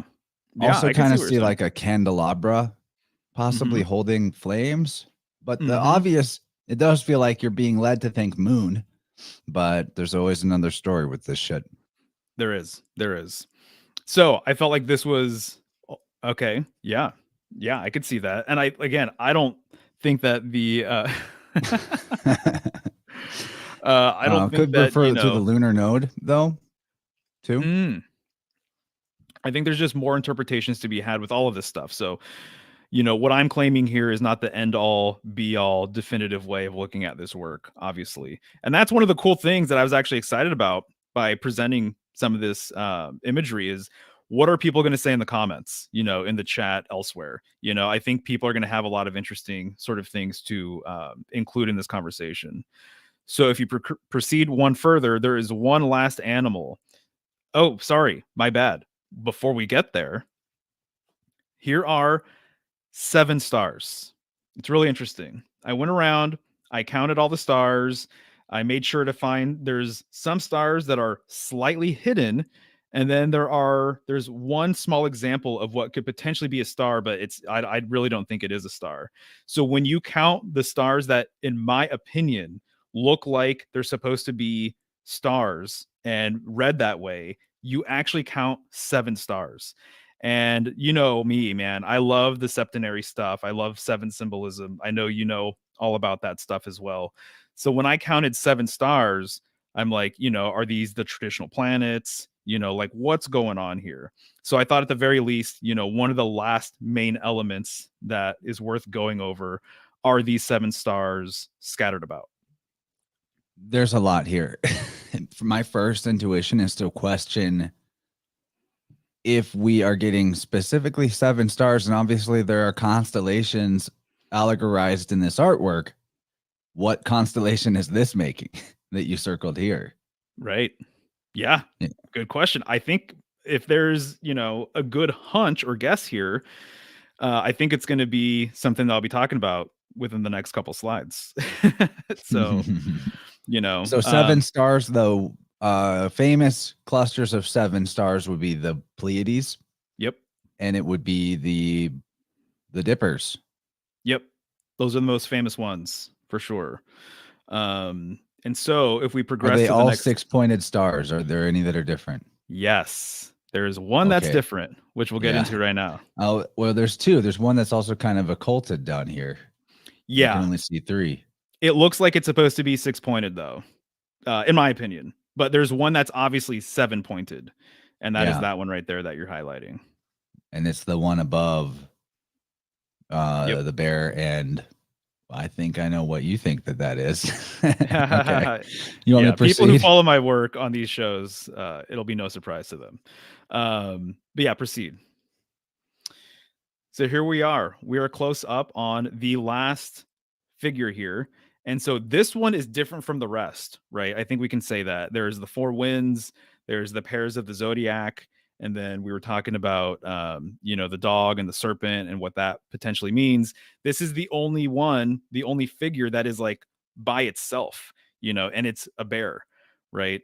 And so I was like, well, the first thing I thought of was clearly it's a reference to either Ursa Major or Ursa Minor, right? And Ursa Major and Minor each have 7 stars to them. They are the Dippers. They've been known as many things throughout the ages, including plows and wagons and things like that. Currently, most people acknowledge them as the Dippers or the Bears, the Great Bear and Little Bear. And then it tripped me out because one of the most important things about Ursa Major and Minor is this 7-starred connection. And what do you know? This star just above the bear, it has 7 points to it, And so I'm like, okay, well, all the other stars, excluding potentially the hidden one, have 6 points to them. But this one has a very obvious 7-pointed thing going on with it. And so that clued me in that potentially Ursa Major and Minor. And then I was just studying this little section a little bit more. And I started counting the rays coming from this central white spot here, which... Oh, shit. How many? Well, there's a number of rays, but in my opinion, there's 7 elongated rays. So if you progress to the next slide, you'll see what I'm talking about. So here I've highlighted these 7 rays. 1, 2, 3, 4, 5, 6, 7. Notice that the ray to the left of the leftmost ray is hidden and blocked, obfuscated a little bit by the paw. And then notice that the one above the ray on the right is also blocked by, what looks like a rock or whatever. And so to me, this is another clear case, in my opinion, that they are encoding 7 with this bear. And so this leads me to believe that we're not dealing with the sun, we're actually potentially dealing with the pole star, and that Ursa Major and Minor, they revolve around the pole star. And so they have a direct connection with this star, and this star is in the center of the heavens from the perspective of Earth. So everything in the night sky revolves around the pole star, basically. And so here you can see Ursa Minor, which is connected to Polaris. All the stars again. Yeah, go for it. Curious about where they land. Yeah, but continue. I'll Yeah. bring us to that other slide in a second. Yeah, no worries. So, Ursa Major and Minor revolve around the pole star. There's a lot of myths that involve these constellations and the northern sky. The northern sky is like my jam. It's the thing that I really, really care about. And it just like gets me going. It's the gift that keeps on giving because there's so much esoteric, brilliant, mind blowing information connected to the dippers. And the dippers, it's so crazy to me still. I probably say this on like every show I talk about this stuff on. But it's wild to me that the dippers have so much information associated with them, and they are like the most commonly seen constellations, arguably, in the night sky. And the reason why they're seen a lot is because they're circumpolar. So they're in the northern sky, which means, as opposed to like the ecliptic, which is the path of the sun, the signs of the zodiac dip below the horizon, right? And so they go through this cycle. The pole star, my understanding is that 90% of the world's population has been able to see Ursa Major and Minor for a very, very, very long time. And so they're always up there, basically, revolving around this pole, this symbolic pole, this symbolic hub of the wheel, revolving around Polaris, right? And so if you go back just real quick to that bear image, one of the things that I just recently learned is the myth of Callisto. And basically the storyline goes is that Zeus had an affair with this woman named Callisto. She was a beautiful woman. And if you know anything about this, dude, please chime in. This is new to me. And they had a child together. Zeus's wife at the time did not appreciate that, turned her into a bear. And so her punishment was going to be just to roam the wilderness as this bear. She grew claws and fur and everything else. So she turned into a bear. Many, many years later, she was wandering around in the woods. This is just one version of the story. And she comes across her son. And she wants to greet her son and reunite with her son, who is now grown up, right? The son did not realize that the bear was his mother. And so as she tried to embrace him, Zeus intervened and basically put both of them in the night sky because the son was about to kill her. He was about to kill her with a spear, I believe. And so they're now in the night sky, and Zeus's wife basically wanted her to suffer. And so she turned them into circumpolar northern constellations so that they can't hide behind the horizon line. So they can't hide underneath the ocean, so that they have to perpetually be in the northern sky and seen all the time. So she felt like that was adequate punishment for them, was to be put in the northern sky so they can't hide and they can't have like a safe domain where they can just be and do their thing. And so to me, the fact that this bear is kind of over like what looks like an ocean is symbolic of that, right? And then also too, notice that it looks like, compared to all of the other illustrations, it looks like it's in a cave. And so that's one of the other myths associated with Ursa Major and Minor is, and there's many, but one of the thoughts is that it's symbolic of a mama bear and her cub in a cave. That's what the firmament is. That's what the vault of heaven is, the night sky. That's what we live within, is this symbolic massive cave. And Ursa Major and Minor are in the northern sky, existing within this cave.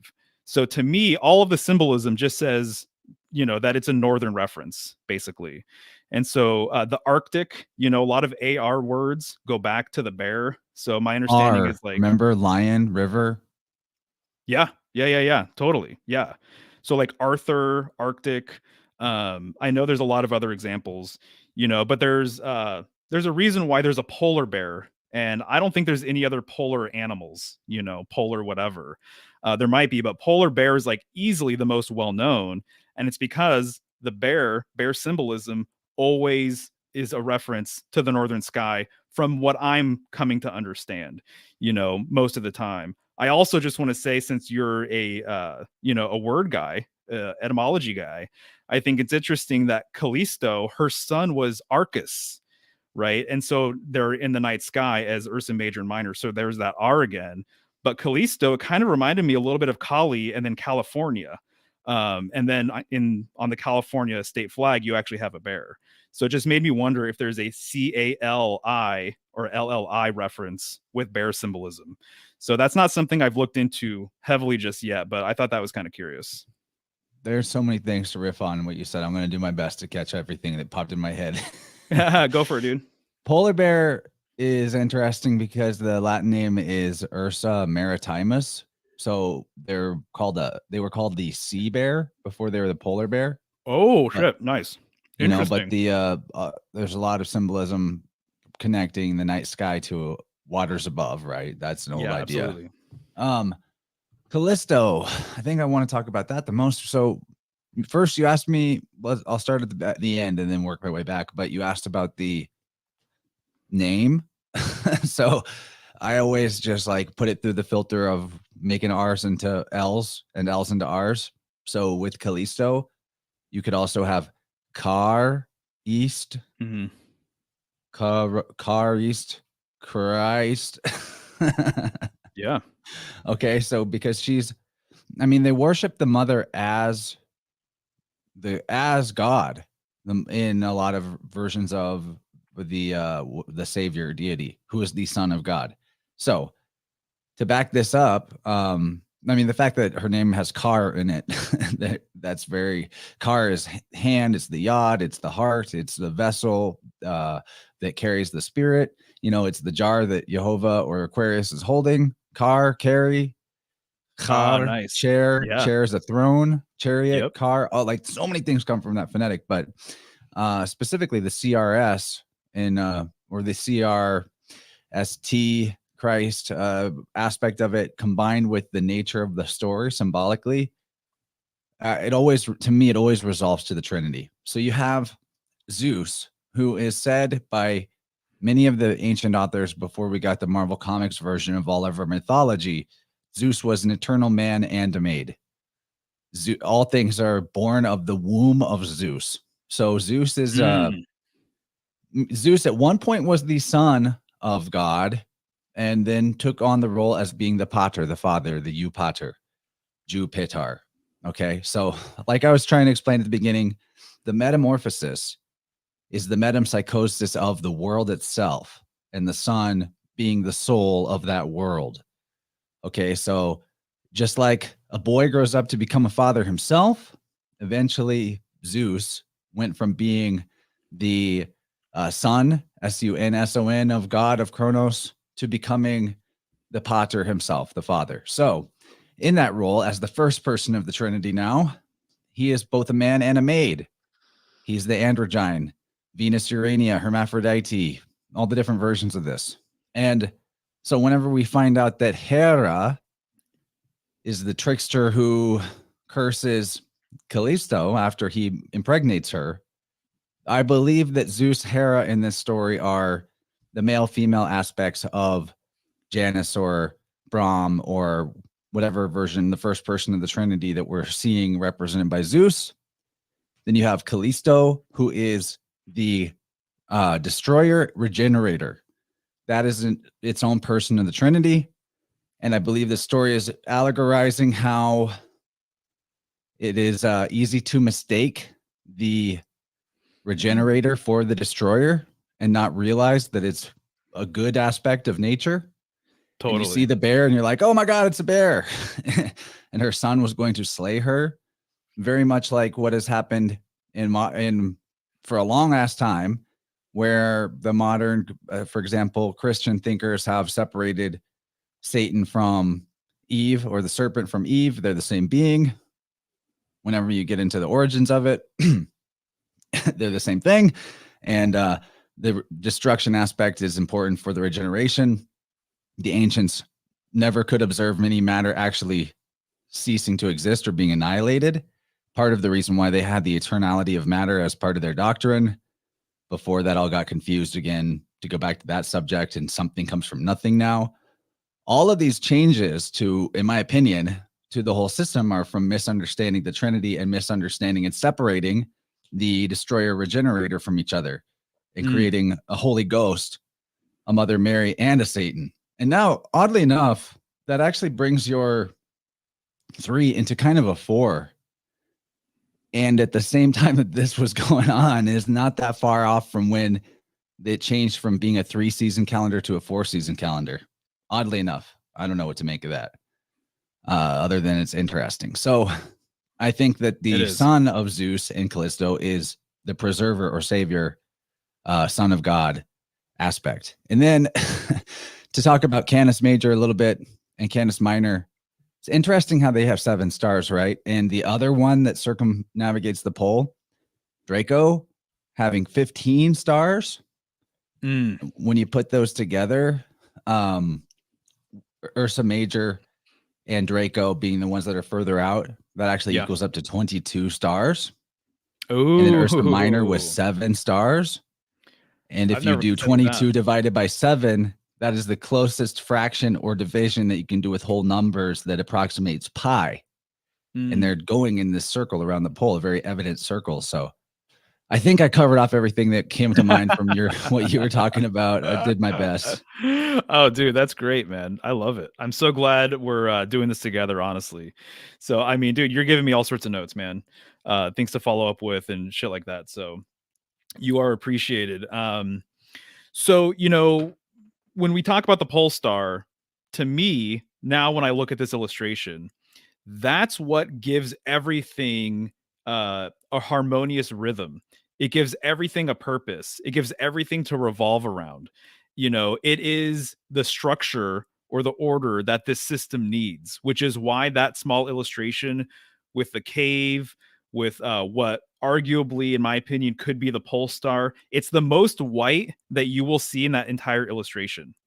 And so to me, that's very significant. And once again, the 7 rays, the 7 points of the star, the bear, the all of the 7 stars combined, this is a polar reference, because this is what is needed to make this whole entire system go, is something for everything to revolve around. This is the symbolic, in my opinion, hub of the wheel in this chaos illustration, but it's not central. Just like everything else is kind of, just scattered about. And so that's the takeaway that I get personally from this illustration. And so if you have more thoughts, go for it. But feel free. Just makes me think of polarity as a concept, Yeah. Polarity. Pole. Exactly. Paul is wisdom, and it's the gate. And Ari is what, like we said, bear, lion, river, all these words, and north.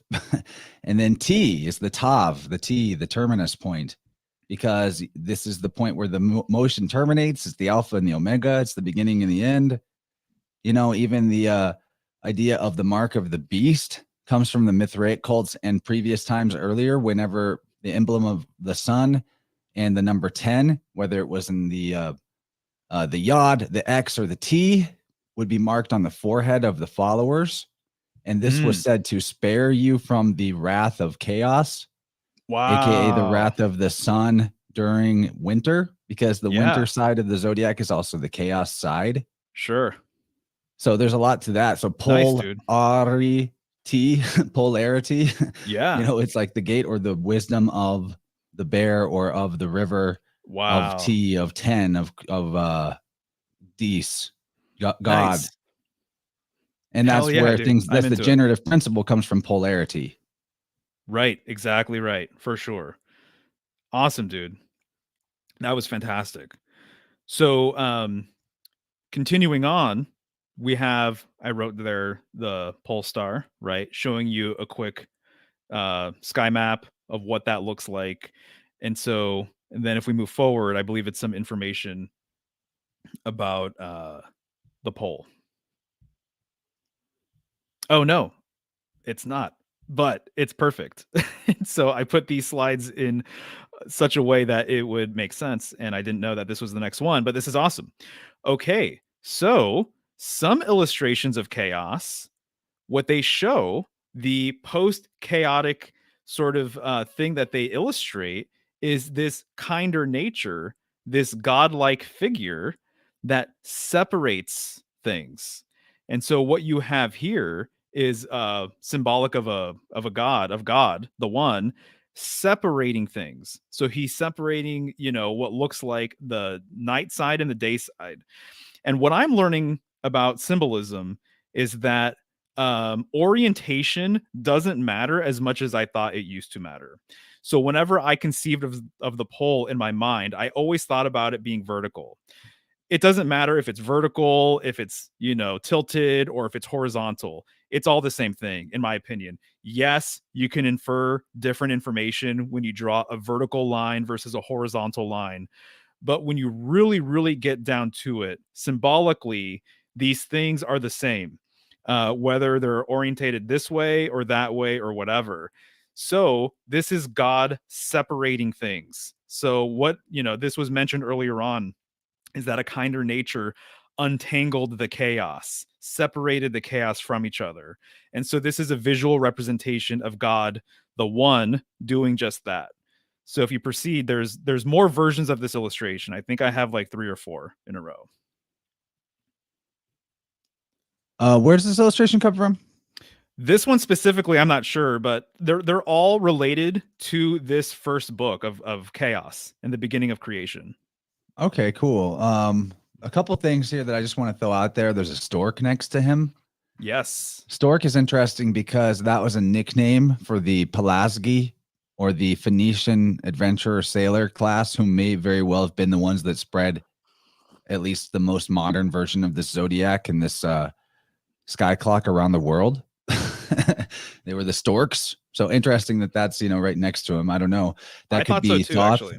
I mean, that could be Thoth, basically. Exactly. The ibis. He's the one that brings the language. Well, that's what the storks were doing. They're bringing the language of the zodiac and literal languages around the world. I mean, ancient Hebrew, ancient Greek, ancient Celtic all have the same first 16 letters as the Phoenician 16 original letters. Something's up with that. And I could go on, but he's to the right. If you look at where the right hand is of the Pater, the Father, who has the solar crown on with the rays even, and he's in the cloud. He's on a cloud. Yeah. The sun is his emblem. He isn't the sun literally, because you see the sun back there.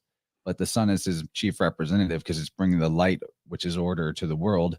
But it's to his right. I mean, if you were orienting yourself as he's standing, to the right hand of him would be this stork, which is the second person of the Trinity, the mediator, who is the one who gives the language, who is Thoth, Tot, Odin, Mercury, you name it. So I just thought that was interesting. A little subtle nod to his son at his right hand there. Yeah. Nah, man, I'm into it. It's so cool to have fresh eyes on this stuff. Yeah, I'm so happy you did this for my channel, dude. I'm having a blast. I appreciate you. Nice. It's a really good slideshow. Cool. So here's another example. Different interpretation of things, but once again, this separation is the thing, right? So sometimes people say it's like, I wouldn't touch that with a 10-foot pole, right? And so if you're going to break up a fight, you're going to put your arms between two people. So this concept of separation is the main thing that I want to get across, is that it's the separation that brought order. And so I would say by extension, it's the pole that is bringing order. It's the separation of the heavens and the earth that brings order, because everything beforehand, according to this way of looking at everything, and I'm not saying that this is even what I subscribe to, I'm just trying to syncretize things and see, what makes the most sense. But if everything was homogenized and together, we needed this separation to occur in order for everything to have their own space to do their thing. So this is just another example of that artwork. Yeah, dude, that's why wisdom, pole, pala, pula, gates, all these things are synonymous terms. Gates, gating something is separating one side from another side. Gatekeeping, right? Yeah. Yeah, and the mouth is one of the major gates, which is probably why the adze tool in the ancient Egyptian ceremony looks like a 7. Yes, and dude. is the opening of the mouth, which is, you're helping the person on the gate, going through the gate between realms of, one life to the next. There's so many ways that what you said makes sense. And also the last thing to add is how when the polarization happens, there's a pull that happens. Yes, dude. Exactly. Think of how the compass pulls to the pole towards the north, right? Yep, dude. You got it, man. This is awesome. So I think there's maybe one or two more other images like this, just variations on the theme. So feel free and proceed.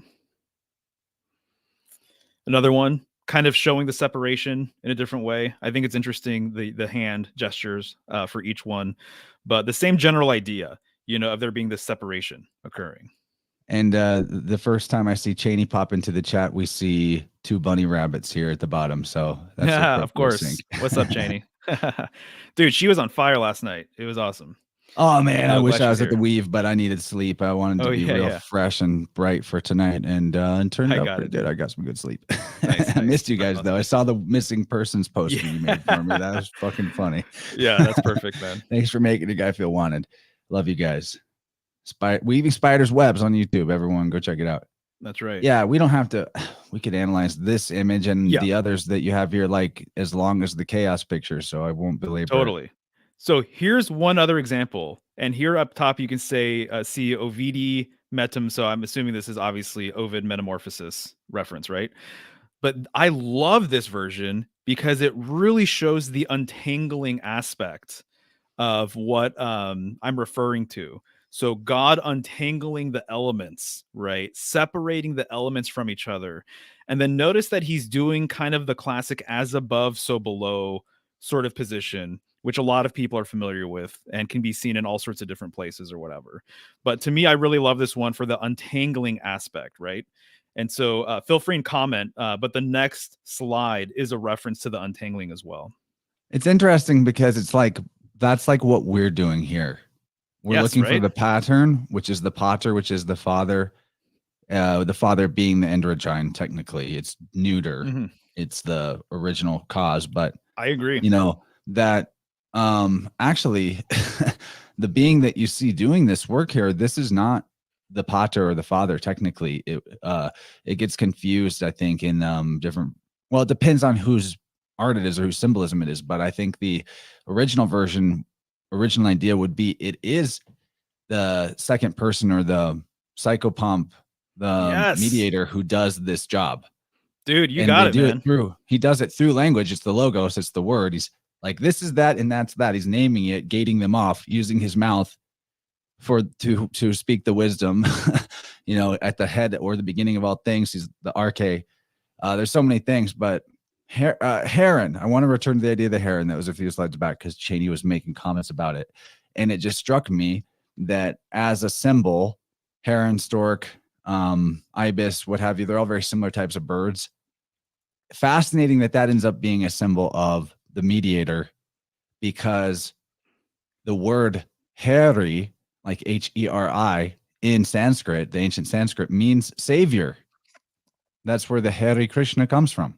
Yeah. Hare Krishna, which is also Hari is the HR that probably is like similar to the HRS of words that give us Horus and all that. So there's a lot there. Little side weave. Dude, brilliant, man. I'm so into it, man. This is so great, honestly, because you're talking about things that I'm building up to, and I agree with you wholeheartedly. So you see it coming, because you understand the symbolism and everything. So that's awesome. And then our also my last is so name synced up with each other, dude. It's awesome. It's true. It's true. My last name, right, is Garza, which means heron. And so when you look at did not know that, dude. Yeah, like Mexican bingo, basically. La Garza it shows a heron, essentially. So anyways, that's cool that you threw all that down. But you're totally right. The psychopomp thing, I agree with you. Long story short. So the untangling thing is the main reason why I put this here. Plus, it's just badass artwork. But if you proceed to the next slide.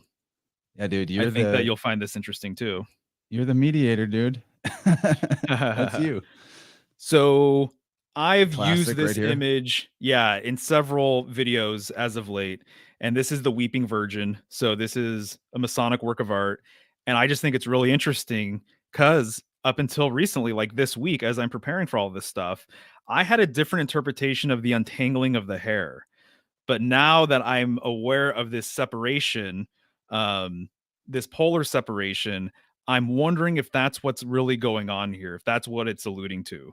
Right. And so notice that there's a broken pillar similarly to the chaos image of there being broken aspects of the zodiac wheel and everything else. Everything's out of sorts.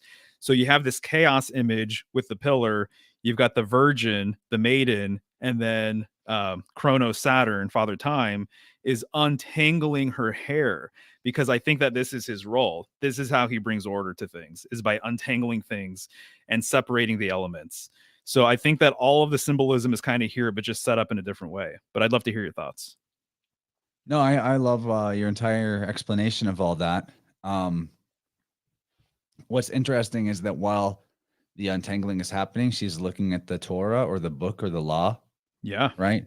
So the idea of the word and the untangling are being combined here, that as she's taking in the words to her psyche through her third eye, her physical form is getting untangled as well. Her hair, her Harry, the savior that's a part of her is being formed. I don't know. That might be a bit of a stretch, but I'm still really thinking about the Harry thing. And now that I realize Heron connects to it, and then I was thinking Mercury, who is one of these saviors.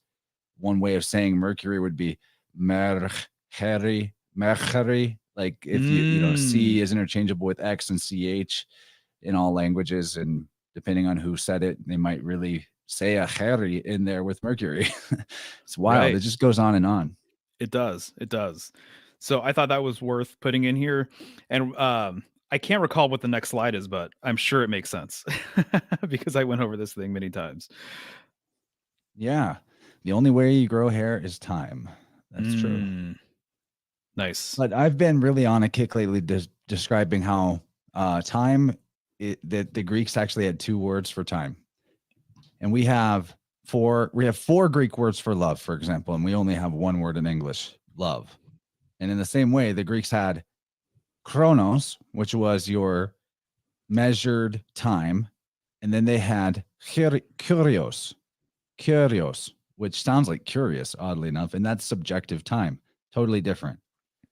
And I've explained this a lot lately, but just in like a little short refresher, think of the difference between the rhythms of the sky clock, which seem to be about the same time every time, like 28-ish days for the moon, 365.25 for the sun. I think that there's wobble. I don't think Chronos exists in a actual way where it's consistently the same every time.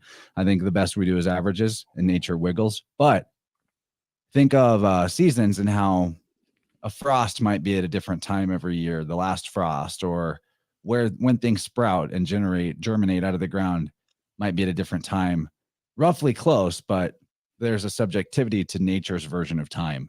And then there's our numerical measured time. Right. And the Greeks had both versions, and we in English just have the word time. And I think it's part of our whole inversion confusion is that we're mistaking the map for the terrain. We're mistaking the description for the feeling in almost every possible way we can. We're putting the word before the matter, in a sense, that's, I think, the big part of the inversion in general that humanity needs to rearrange for themselves, to put consciousness before expression rather than waiting for expression to dictate our consciousness. There you go. I totally agree. Yeah. Well put too.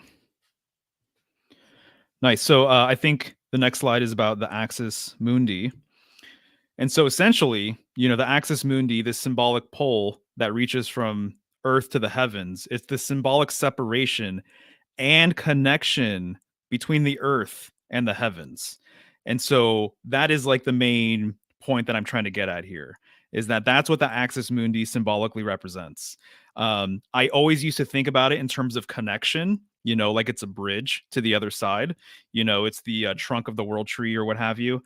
But now I'm really starting to realize and see that actually it functions almost like a tent pole or something, that there's this separation here.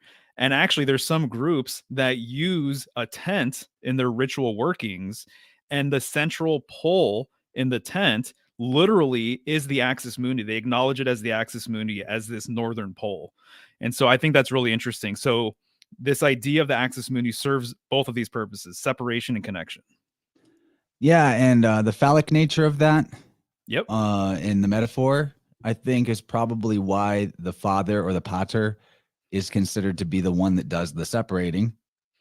That's right. Exactly. Because you need that pull to have the gate, Yeah. all of that. And then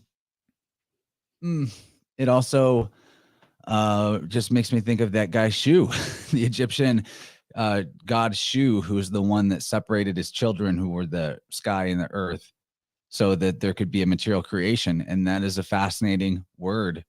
Always a lot to think about, that the god that did the separating to the Egyptians was Shu.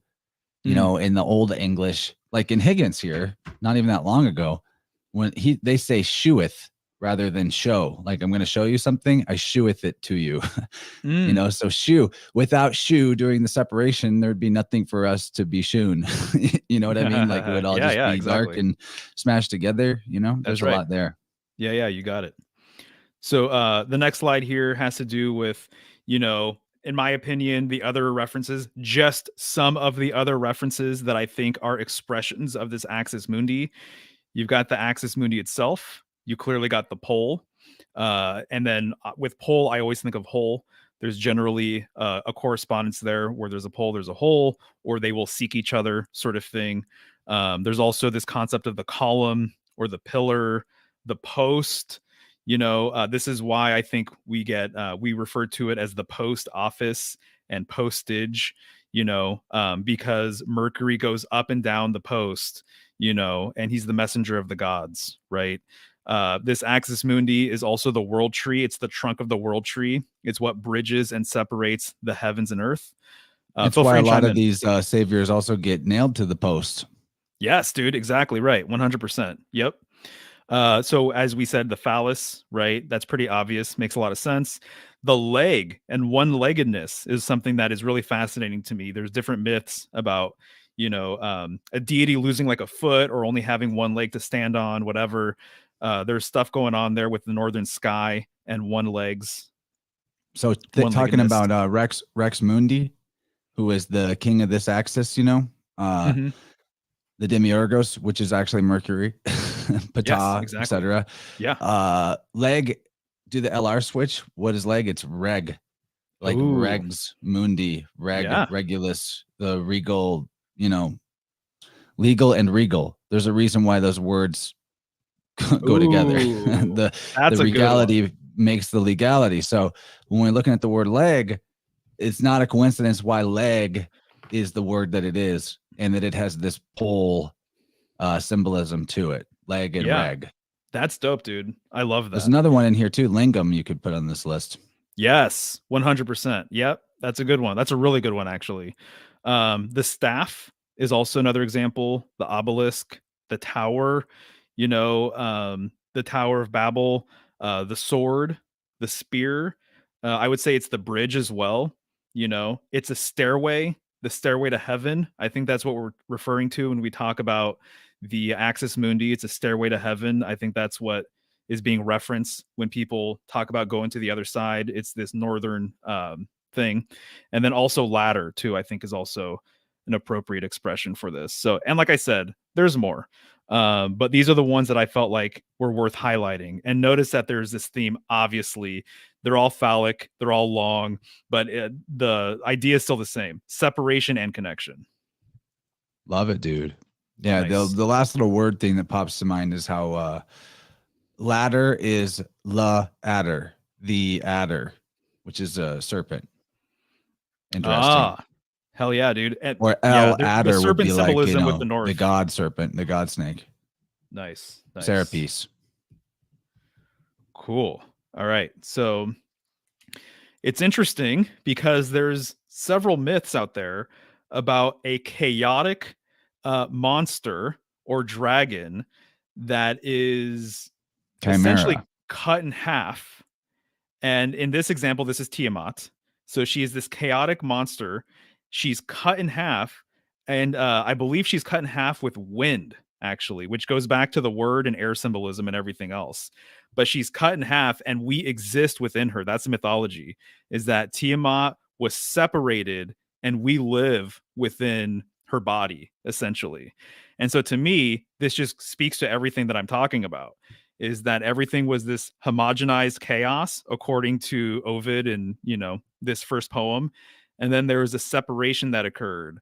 And the separation that occurred came via a masculine patriarchal entity of some kind, or one of their tools, a sword or a spear or what have you. So this is the story of Tiamat. And so if you progress to the next slide, unless you have something to say. No, just that lately what I've been thinking about Tiamat is that it's the time of Met. The Tim Met, like Met being wisdom as well. So that's giving you the sort of mother. Sophia is also her son. Yes. And she is her son, and her son is her husband. That's the 3-in-1 thing. Tiamat, I think, symbolizes a one that becomes three, and and then the three becomes one again. Goes on. Totally. And the thing I just want to point out too is that she is the mother of monstrosities, and so it's one of her children that separates her. A child of a child, I believe, Marduk. And so notice that there's the instruments to get that done that he's holding on the right here. There's a sword and, sharp objects and implements and stuff to separate her, to cut her in half so that we can dwell within her. Yeah. Mar being the same as Mars, being the same as Rama backwards. You have a lot of correlation to the story of Zeus or Jupiter with Marduk. It could go on and on with that, actually. So yeah, demonstrates again that if Tiamat in one mythology is the mother of monsters, well, Kronos or Saturn being the one who is castrated by Zeus, and that generates the conditions for the world that we currently live in. It's just demonstrating that this mother of monsters is more hermaphroditic than actually just a female. That's and right. That confusion of the nature of the Trinity, again, is where we get whack doctrines that like females are evil because somebody misunderstood the destroyer regenerator aspect of the Trinity, or serpents are the devil and all that. Yep. No, you got it, man. So there's variations on this theme with this symbolism. So if you progress to the next slide, you'll see another image. As you can tell, I'm a very visual person. It's great that this is kind of what's going on because I'm so visual. I bring these images to the table, and then you're really into the phonetics and etymology of everything. So you're bringing that to the table too. So I think that's really great that this is all coming together. Back to the titty dragon that we saw way at the beginning. That's what I was alluding to, is the destroyer regenerator aspect being one. That's why you have breasts on the dragon. Yep. You got it, man. So there are, several stories out there about a chaotic dragon or monster being slain. Slaying the dragon actually is like a whole rabbit hole that people can go down mythologically. There's like so many different examples of this, right? But what I think is really fascinating, at least when you look at visual representations of this dragon being slain, you oftentimes see a spear or a pole. So this is getting to everything that I'm talking about. It's this chaos being separated via the pole, this chaos being slain with a pole. That's how I interpret it, at least. And so to me, it's fascinating that so many of these spears or poles are very, very emphasized, and so I think it makes a lot of sense, given everything that we've gone over, that this would be the case. Interesting that in the chat, Cody is mentioning that T, as in Tiamat, could mean arrow or spear in Proto-Indo-European. Nice. Yeah, well, there you go. I mean, it just adds to all this stuff. And of course, in Tiamat, you have the idea of Ma'at. Yeah, absolutely. 100%. And so we'll see another example in the next slide of pretty much really good artwork here. Similar artwork. But this time it's a 7-headed beast, which I think is interesting. There's the 7 again, and it's the cross, right? And then it's this long penetrative spear, and so again, it's this pole that brings order, essentially, is what I'm getting at. And this time it's got a cross on it. Yep. Yeah, It's literally a crucifix on it. Yeah, you'll see that a lot. They're inside a very vesica type shape, and then Christ has the glory, and he's got a bride. Oh man, there's a lot of heresy in this particular artwork to the modern church. Totally. This is a lot of times you'll see this. This is great. Yeah, man. I don't know. Google, I'm sure, but there's a lot Save of versions this where stuff, man. You never know when all of a sudden you're never going to be able to find this online again. Oh, it's true. Oh yeah, it's all backed up and everything else. But right, you'll see a lot of times When's like the Virgin Mary. What was that? When's your first book coming? Oh, I know, Will it have these images in it? Yeah. Hopefully. So sometimes you'll see the Virgin Mary holding Christ, and they together are slaying chaos with this very long pole. And oftentimes it does have the cross at the very end of it. And so that gets across all the things that I'm trying to talk about. And then let's see what's going on here with the next it gets slide. them across. I see what you did there. Okay, so this is like an example, right, of a visual, like pictographic representation of, chaos if it were ordered, right? So here you see the four winds in the corners, and then within that, you will see the 12 houses, and then within that, you'll see the 12 signs, and then within that, you will see the 7 traditional planets, and then within that, you'll actually see Earth. So this is like a geocentric, in my opinion. Well, it depends on how you look at it, but Earth is in the center, essentially. And so, again, the pole, this axis mundi, the pole star, it's this hub of a great wheel. And so traditionally, you would see the 4 winds in the corners as such, and everything is nice and organized, and everything has a place, so everything is orderly, essentially. But it's because of the pole. It's because of the central pole that allows space for everything to do its thing, which is why there's order and why things are able to be untangled. I could get lost in this one. Should we move on? Yeah. Okay. Yeah. This could be like each of these squares could be a card in like a heady tarot deck or something. Oh yeah, dude, for sure. Some of it actually is reminiscent to the tarot. Like this could be the emperor, and the death, but then others, I'm like, what the hell is this? I know. I haven't even started decoding this one. Feet there, and it's 12, so I'm guessing this is Piscean in some way. But very bizarre. Very bizarre. Mm-hmm. For sure. Yeah, it's almost like showing how the scenes of daily life are actually on the outer edge, like furthest from the source. In a weird way. Yet Earth is also depicted in the center. There's a lot of paradoxes about this that I like. Nice. Okay. So this is your next slide. So what I'm trying to say, I've said this before, but I think it might be more accurate to say that we live in a polar system over a solar system. And so the pole is what brings order. The pole is what the heavens revolve around. The pole, this axis mundi concept, the pole star, everything else, it really is super significant. So I think it's very fascinating that polar and solar are just a 1-letter switch. And so I just thought I would mention that before, I forget or whatever. No, so and I think it's super important, man. And guess what? Go for it. Po is one of the ancient names of Buddha. He has many names, but definitely is one of the names of Buddha. Important. That's really interesting. And so it seems, I think we both are in agreement that when you get into studying esoteric symbolism, first you start seeing the solar encoding of everything. Then you try to go further, trace the origins, and you're like, oh shit, there's a layer underneath this that's more occult and more hidden, which is the polar.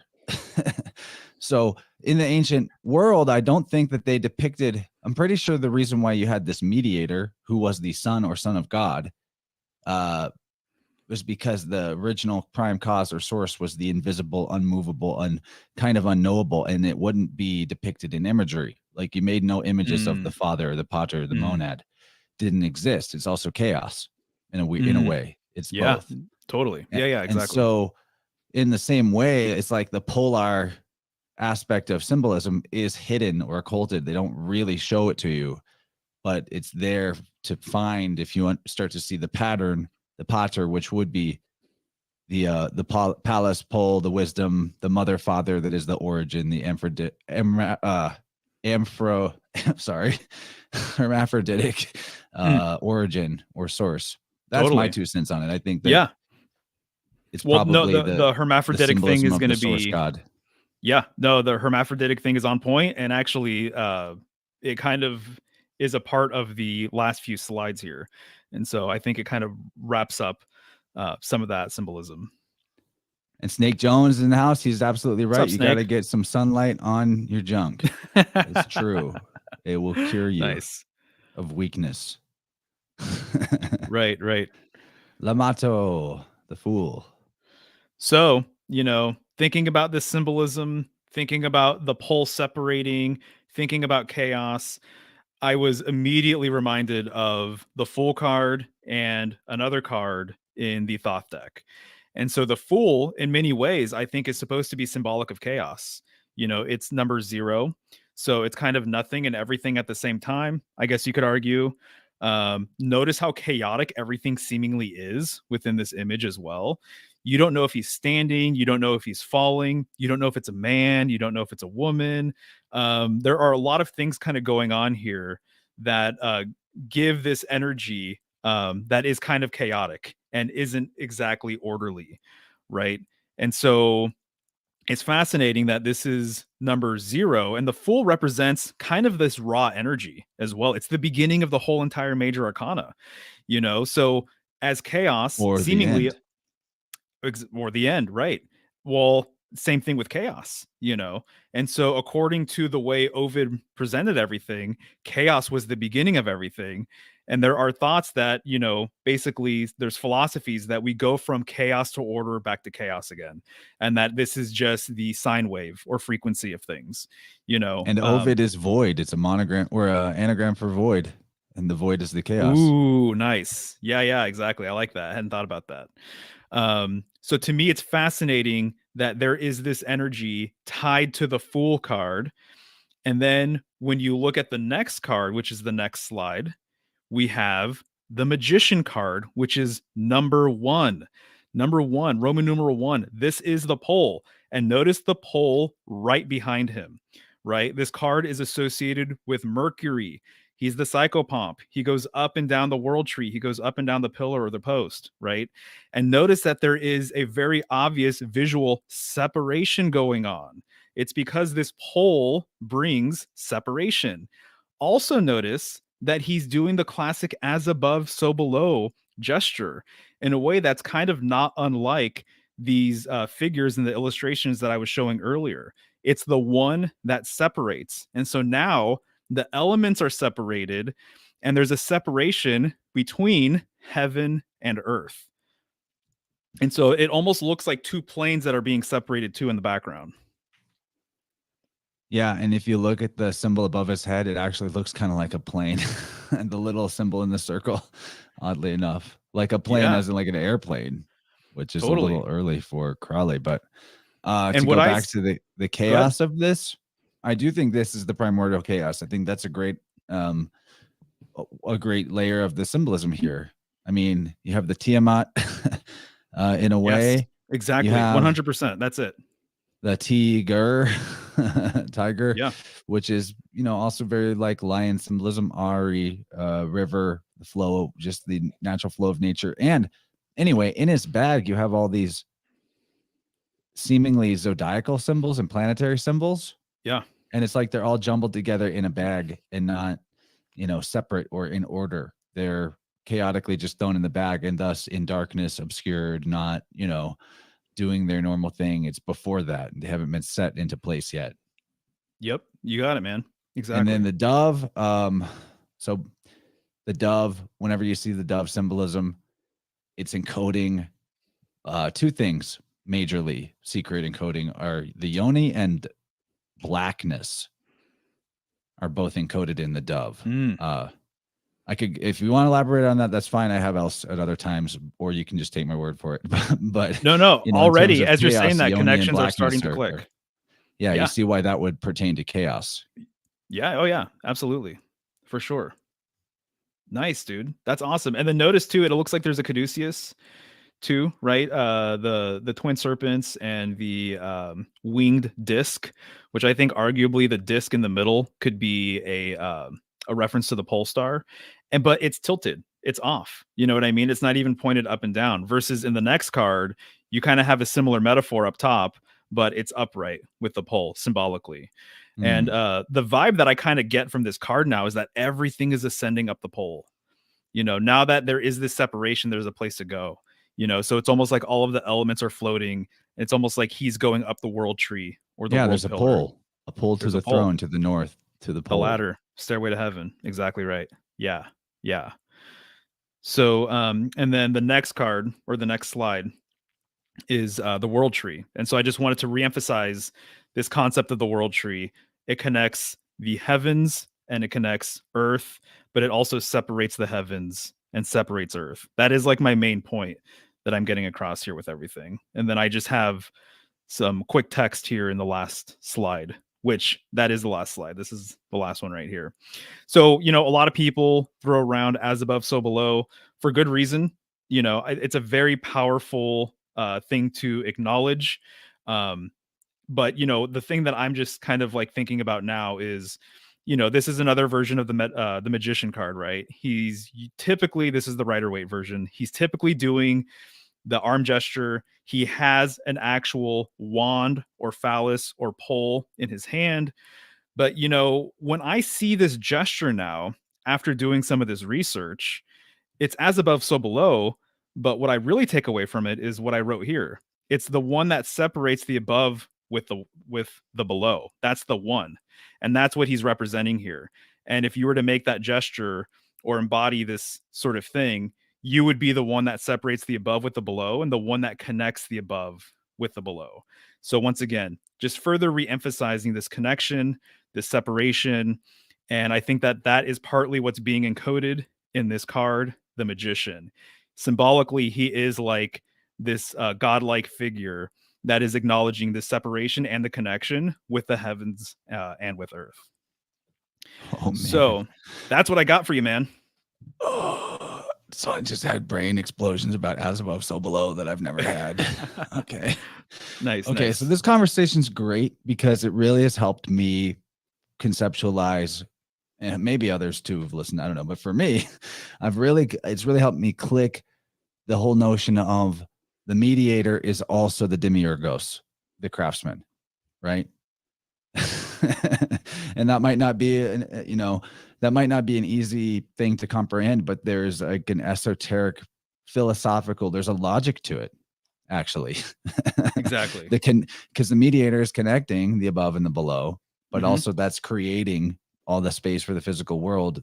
You know, it goes on, but let's look at as above, so below through green language lens. I'm not saying that this was ever intended by the language or whatever, but I do think the logos comes through our language in ways that are beyond human intention. And that's part of the mystery of the word being so mystical. But okay, there's layers to this. All right. So as above has Asa, A-S-A, which means Lord. It has Ab, which is A-B, Ab, which is father. And it has Ov, which is basically Yov. So it has Asa, which is what they would call Thor, Asa, Thor. Also, Asa would be involved in some of the names for Buddha. Thor is one of the mediator, savior, demiurgos characters. I know that's not like the Thor that's in the Marvel movies or in the Poetic Eddas even, but follow me here.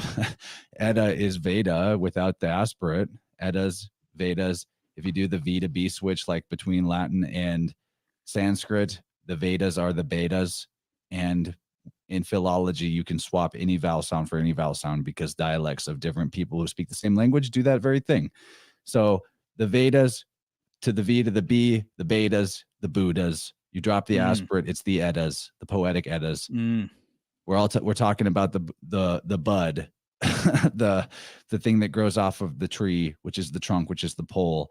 What's the first thing that grows off of it? Is the bud, the first, the son of God, Adonis, who is a seed off the tree, Kronos, corn, yada yada yada. So Asa, Lord, Ab, father, Ov, Yov, even could get to Oph from that if you really wanted to, like Ophis. And then so below makes me think, almost giving me like the Sobek, Tiamat, crocodile monster vibe. But most importantly, Bel, L to R is bear. Bel is the sun as the emblem of the sun as the bull. Bel, which is the female, the Taurus, the Tar. So Bel is in there, and then O or Ow, again in the Sanskrit to Latin switch, and also in I think other languages too. W's become M's, so that's why you have Mercury selling wares, wary, Mary, war, Mar. All of these things are from this weird W becoming M thing that Latin and Sanskrit switch between. So Bello is also got Om encoded in it. Bel Om. So the father that's as above could be the pole, and that's it, dude. And the so below is the solar. The sun, the generative aspect of the sun, or the sun moon system. You could even look at it like that. So all of that's going on. And then even Belos are what the craftsman who is the sun in his chariot, the so below is the mediator for the as above in another aspect or metric of this division. So the son of God, the son of the Asa, possibly. I know I'm just spitballing a lot of wild associations here, but the bellows are what the craftsman uses, the smith uses, Vulcan uses a bellows in the crafting too. So like just in as above, so below, there's all these crazy elements of the language of Om in it. I'm here for it, man. It's awesome. Okay, thanks. Yeah. Of course. So I mean, that's the slideshow, dude. I mean, there's more to unpack from here, but I think I kind of, laid things out, hopefully in a way that people understand and get. It sounds, I mean, you're getting it, dude. I mean, you got it, with so many things. So it's freaking awesome. This was perfect. You're getting it. Takes one to know one. I'm really interested in going further with maybe images from this book or analyzing the metamorphosis with you. If you want to do more, either with the Four Horsemen and a Vibrant, or do another InnerVerse. Anytime. I know that the crew couldn't really get tired of this particular type of gravy. It's sort of like probably why a lot of you are here. Yeah. No, some of the most fun stuff for me too. And one thing, the only dangling chat I got left is on Prometheus, who is one of the first versions of this craftsman, Demiurgos, mediator character, is the second person in the Trinity. So you have anything you want? I'm going to find the Prometheus slide, but do you have anything to say about Prometheus, since we did leave that a bit on the table from the beginning when you had a slide of it? Off the top of my head, not really. I do think it's really interesting, though. Last night on Weaving Spiders, the conversation was brought up, which I'm sure you're aware of already, but that Benjamin Franklin is encoding a modern day Promethean storyline.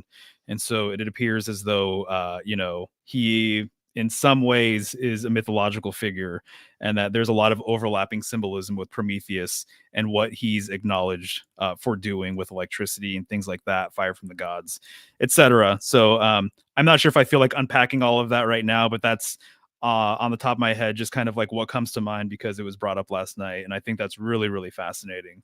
But feel free and riff away, dude. Yeah, I won't go super far into Prometheus, but there's some things there that I picked up from Dylan's book, Godsacre for Winds of the Soul, book 4. Some observations he made philologically about Prometheus that are interesting. And it's got the word Prometheus has Roma in it. Prometheus, Roma, whatever. That's fascinating. And then there's also in Sanskrit, in Hinduism, there is, I'm trying to find the exact quote. Sorry. It's right here. Yeah, it's all good. Yeah. Pramath Pati, the Lord or Father of the Pramathas. So the Pramathas are a thing in Hinduism I won't go into, but just interesting to point out that Prometheus sounds a lot like Prometheus and Pramathpati, Lord or Father of Pati. We even have Pati, Patir, Jupiter, Pater, all that. There's so much, Latin and Sanskrit, ancient Sanskrit, are so similar that it's astronomically improbable that they are from the same thing. And then if you drop the aspirate in Prometheus, you would have Ruma Theos. Ruma is a word referring to strong. It's where we get it's Ruma, same thing. Which is interesting because like Kronos or the strong hunter, there's the god of fortresses. Fortis is strong. There's a lot of versions of the strong or the mighty one, Orion, etc., Hercules. And then you have, oh man, someday we need to talk about Eros, dude. There's that too. But if you do the interchangeability of P to B, because that's a switch that happens as well, P's become B's, then Prometheus could be Brahmatheus or Brahmatheos. There's that too. So it goes on. Like when you just start doing the little things, the keys to how languages shift between dialects and between languages, the way letters shift and all that, all of a sudden these systems become way more similar all of a sudden. Oh yeah. No, you've taught me that for sure, dude, honestly.